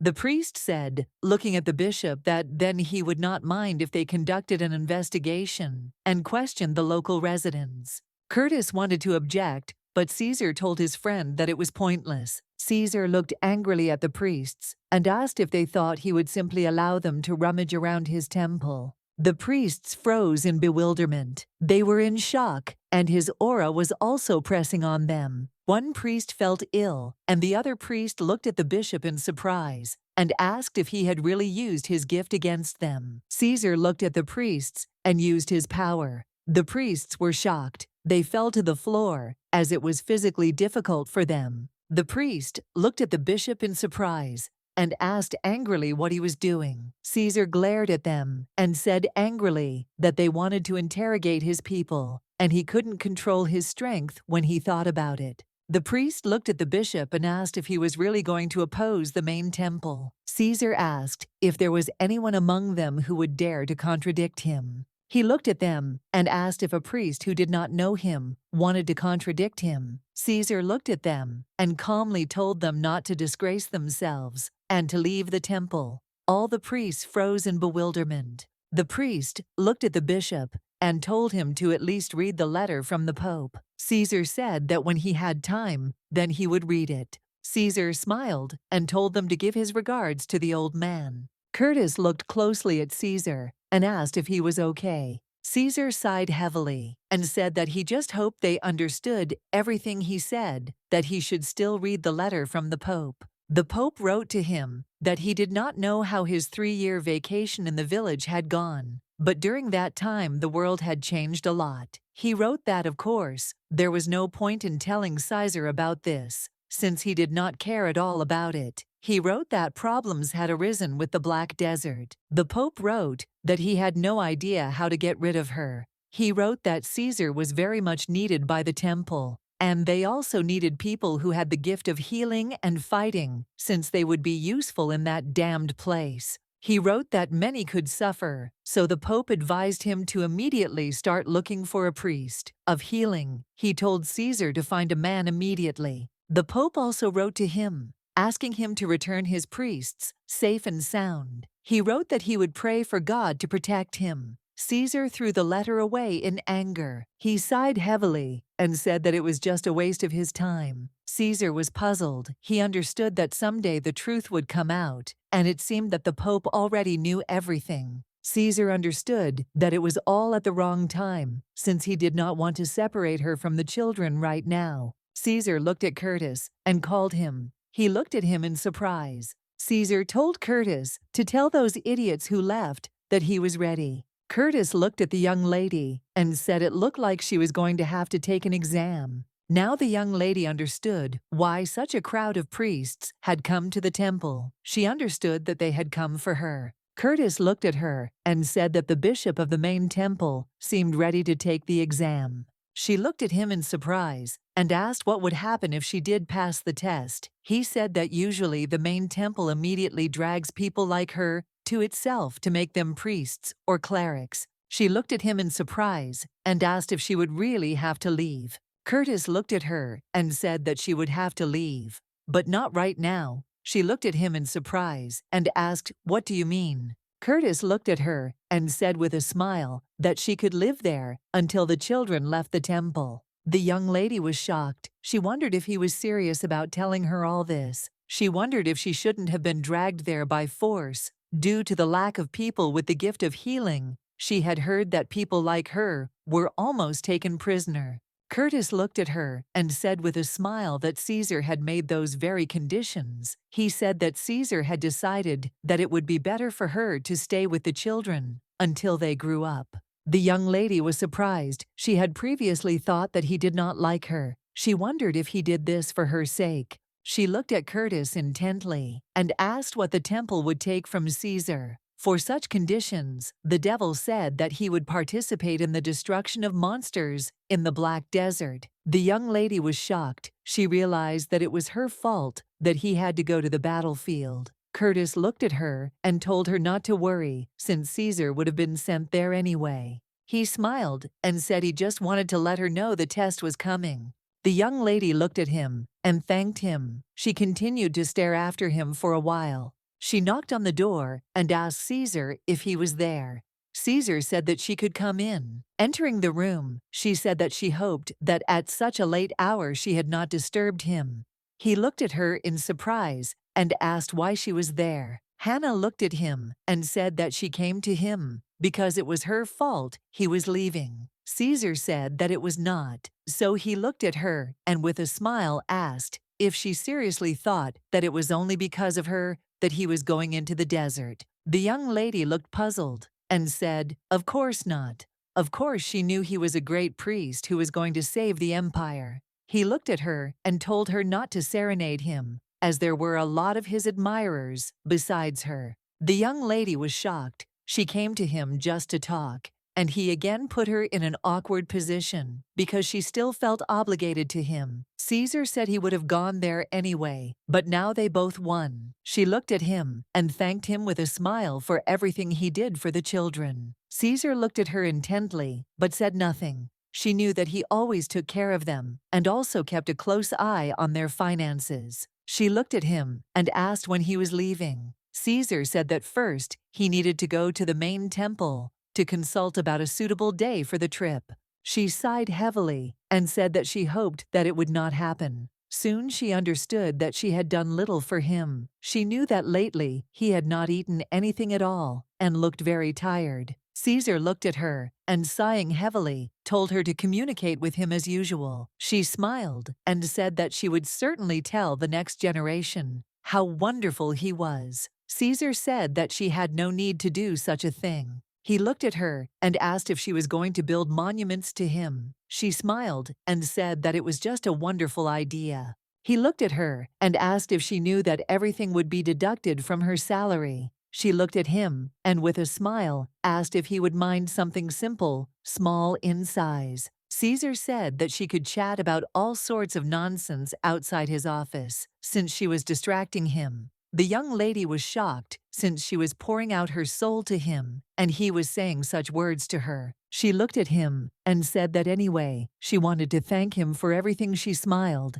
and said that she hoped that one day she would be able to repay him. Hannah said that in that case, she would leave him Caesar in his usual manner, only waved his hand. The young lady looked at him intently, as if saying goodbye. It seemed to her that their dialogue was over. It was strange, but that was not bad. She understood that this was where his authority ended. A moment later, he called her Hannah, asked in surprise if he really wanted to tell her something. Caesar said that he just thought, and decided that he should correct her. A moment later, Caesar said that he didn't do it for the children. Hannah looked at him in surprise, as she didn't understand what he was talking about. He sighed heavily and said that he did everything not for them and the villagers. She looked at him in bewilderment and asked what he was talking about now. Caesar looked sideways at the young lady and said that he did everything for her sake. Hannah was shocked. She looked at him puzzled and asked if he really did everything for her. She couldn't understand what he was talking about, and his words seemed incredible to her.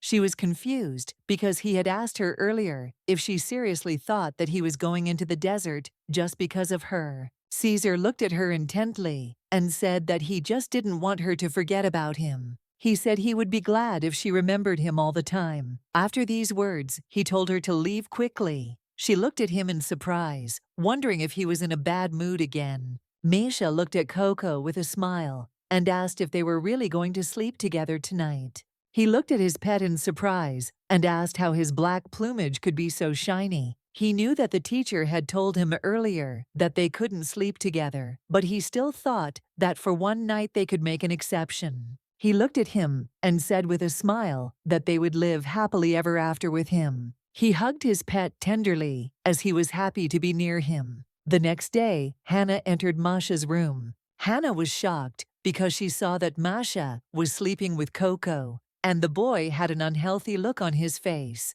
Hannah ran closer to the boy and asked in shock what had happened to him. She asked if he was really ill. A moment later, she turned her gaze to Coco. She looked at the bird in surprise and asked if it was really him. Hannah was in shock and did not understand what had happened. Jeremy walked into the room and looked at the bird in surprise. He looked at his teacher in shock and asked if it was really Coco. Hannah was no less shocked and said that it was. Hannah sighed heavily and said that she needed to check on Masha's well-being. She looked at Jeremy and asked if he could call her bishop to them. Jeremy looked at her and said that he would do everything now. Hannah looked at the boy and told him to be patient for a little while, as the bishop would be coming to see them soon. Hannah was in shock. She knew she needed to make tea. A moment later, she turned her gaze to her pet and froze. Looking at him, she realized that he was now bigger than the door. She was in shock and did not understand what they should do with him now. Ian came closer to her and asked what was going on. Hannah looked at her pet with confusion and said that, to be honest, she herself did not understand. Since yesterday, everything was fine. Hannah looked at the pet with confusion, wondering how they would get him outside. Jan sighed heavily and said that the bishop would help them. But a moment later, they heard a crash and looked at the bird with bewilderment and shock. Hannah looked at the hole in the door in surprise and asked Ian if he had done it. Ian said that he hadn't even moved from his spot. Hannah looked at Coco and asked if he really did it. Coco, in turn, cooed happily and playfully. The young lady was shocked. Hannah didn't understand how he managed to do something like that. Hannah looked at him and asked if he thought he would even fit in the chicken coop. A moment later, their bird walked outside. Ian looked at the bird with confusion. A moment later, he called his mentor Hannah, looked at the bird with surprise, and asked Ian if he thought Coco now understood what she told him. Ian sighed heavily and said that he seemed to understand everything. The young lady turned her gaze to the boy, who was tossing and turning in bed. The woman looked at the boy closely and said that she thought such a reaction was caused by an excess of mana. Such a large amount of power was detrimental to the child's body. Hannah looked at the woman in surprise and asked if there was any cure for it. The woman said that he could teach the boy a spell. She thought about it and said that mana fever doesn't just happen. The woman looked at the young lady and asked if she had any thoughts on the matter. Hannah sighed heavily. A moment later, she said that it was a bit strange, but they had a bird-like creature living with them for several years, but it was hard to tell for sure.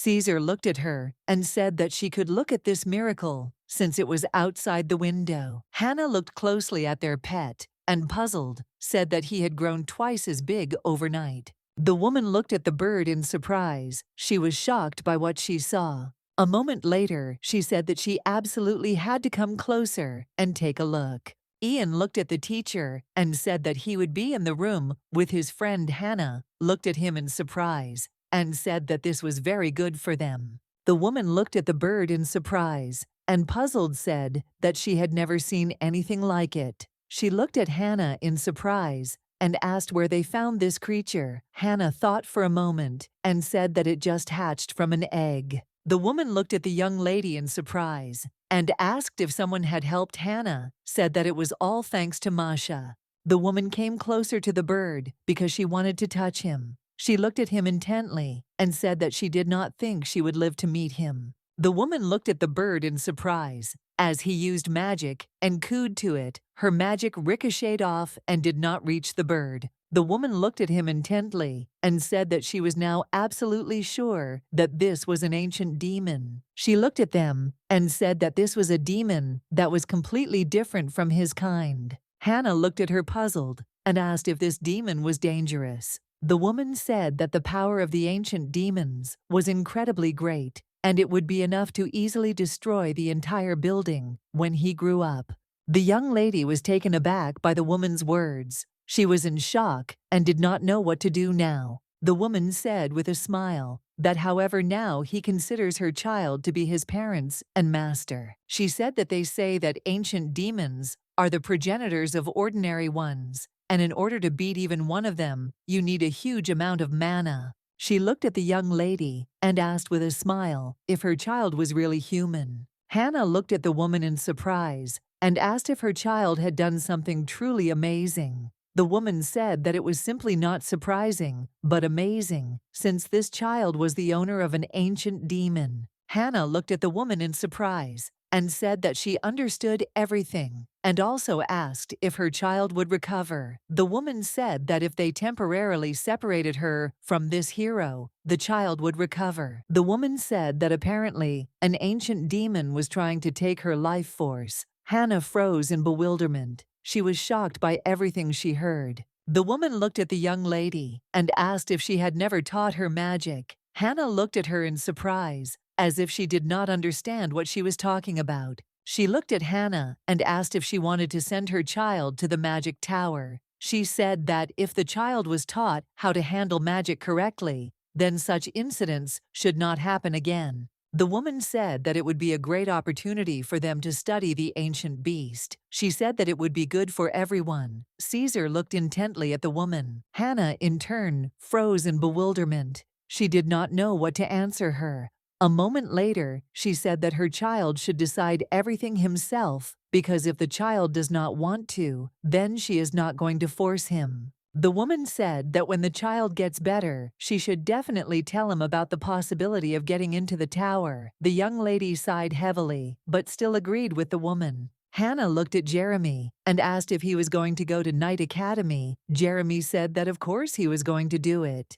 Jeremy smiled and said that Moses even said that he wrote him a recommendation, so he will go there to become the strongest. Hannah smiled and said that he will become a great knight. She smiled and told him not to forget about his beautiful mentor. A moment later, she saw that he was laughing, and very hard. The young lady looked at him in surprise, as she did not understand why he was laughing, because she was speaking seriously. Hannah looked at Ian and asked what he would like to do. Jan, in turn, said that he didn't know, and she looked at him in surprise. A moment later, she smiled and told him to think about it, since he was a very smart boy and probably already had some plans for the future. He looked at her intently and said that he had no plans. Hannah said, looking at him, that it was time for him to think about the future, since he was already an adult. She smiled and said that the main thing was that he was happy. He looked at her intently and agreed. Hannah was a little surprised, as it was as if she was talking to a wall. She knew that he had not shown any enthusiasm last time either. The young lady looked at him and said with a smile that he still had time to think about it. Of course, she would be lying if she said she wasn't worried about him. After all, their 15th birthday was just around the corner. A few days later, Masha woke up and called his mentor. He looked at her in surprise and asked what she was doing here. Hannah jumped up and asked the boy if he knew how many days he had been unconscious. He looked at her in surprise, as he didn't know what to answer. Hannah sighed heavily and said that she didn't even know where to start the story. A moment later, she told him to just look out the window. The young man froze in bewilderment. He was in shock and did not understand what he was seeing in front of him. He looked at his mentor in surprise and asked what it was. Hannah smiled and said that her pet had grown a little. The young man was surprised and could not believe what he saw. Hannah said that the bishop examined him. Hannah looked at him and said that it was an ancient demon that was awakened by his power, which is why he was unconscious for several days.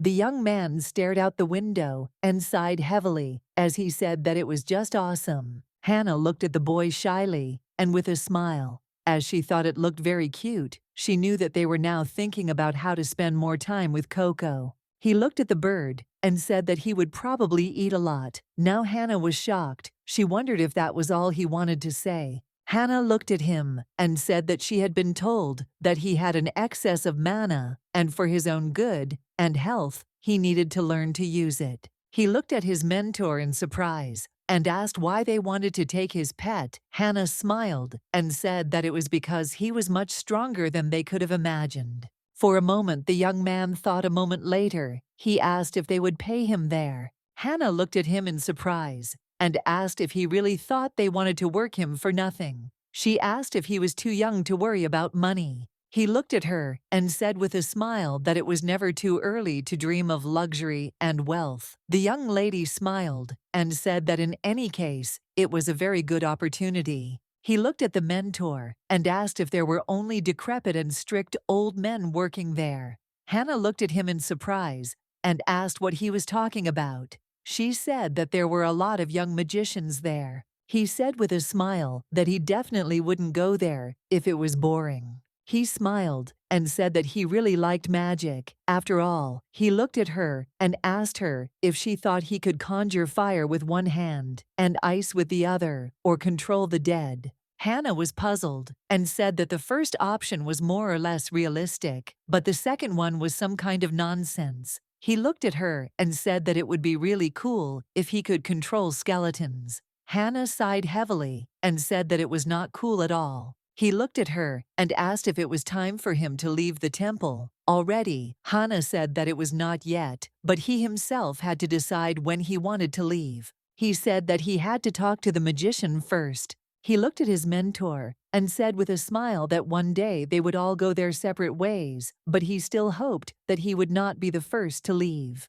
Hannah was shocked because she couldn't even imagine what he would think about it. Hannah came closer to him and said with a smile that it was never too late to visit. He smiled and said that was exactly what she wanted to tell her. Later, the magician introduced them to the school. That day, the boy behaved differently than usual. Hannah was very happy to see how seriously he took all this. In the end, he still decided to leave the temple for the tower, and this was expected. She looked at the letter and asked if it was for her. Caesar said it was for her, since it was addressed to their school, and therefore was her responsibility. She asked in surprise who the sender was. Caesar looked at her and asked if this was a love letter. The young lady could hardly contain her laughter. A moment later, she said with a smile that he seemed to have a good imagination, that if she opened the letter, there would be something personal in it anyway. He thought it was still strange that the letter was sent to the shelter and not to the addressee personally, and usually it meant bad news.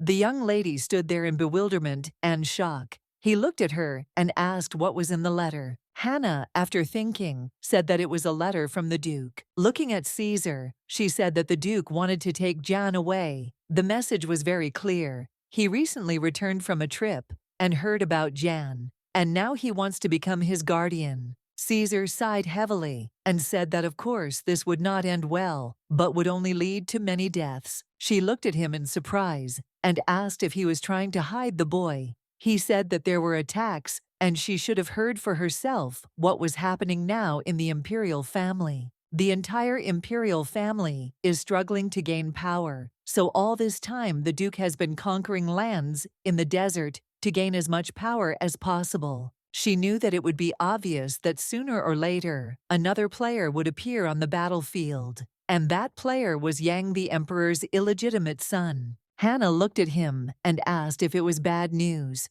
She said that he didn't know Ian well. Caesar looked at her closely and said that Yang was not what he seemed. All this time he was hiding his claws under his gloves, and with his indifferent look, he hid the desire to achieve something more. She looked at him in surprise and asked what nonsense he was talking about. She said that he knew Jan as well as she did. Caesar looked at her and asked if she ever paid attention to the books the boy was reading. He said he had read books such as How to Rule an Empire, History of Rulers, Convinced Monarchy, New Age of Empire Kingdom Under Tyranny. Caesar said, looking at the young lady, that the boy seemed to be preparing for this day. She thought for a moment and said it seems like he was waiting all this time to take revenge on his father. Caesar said that sooner or later the emperor would get it back like a boomerang. He said that the boy was very smart, so he didn't think that anything bad would happen to him. He said that he probably already had his own plan.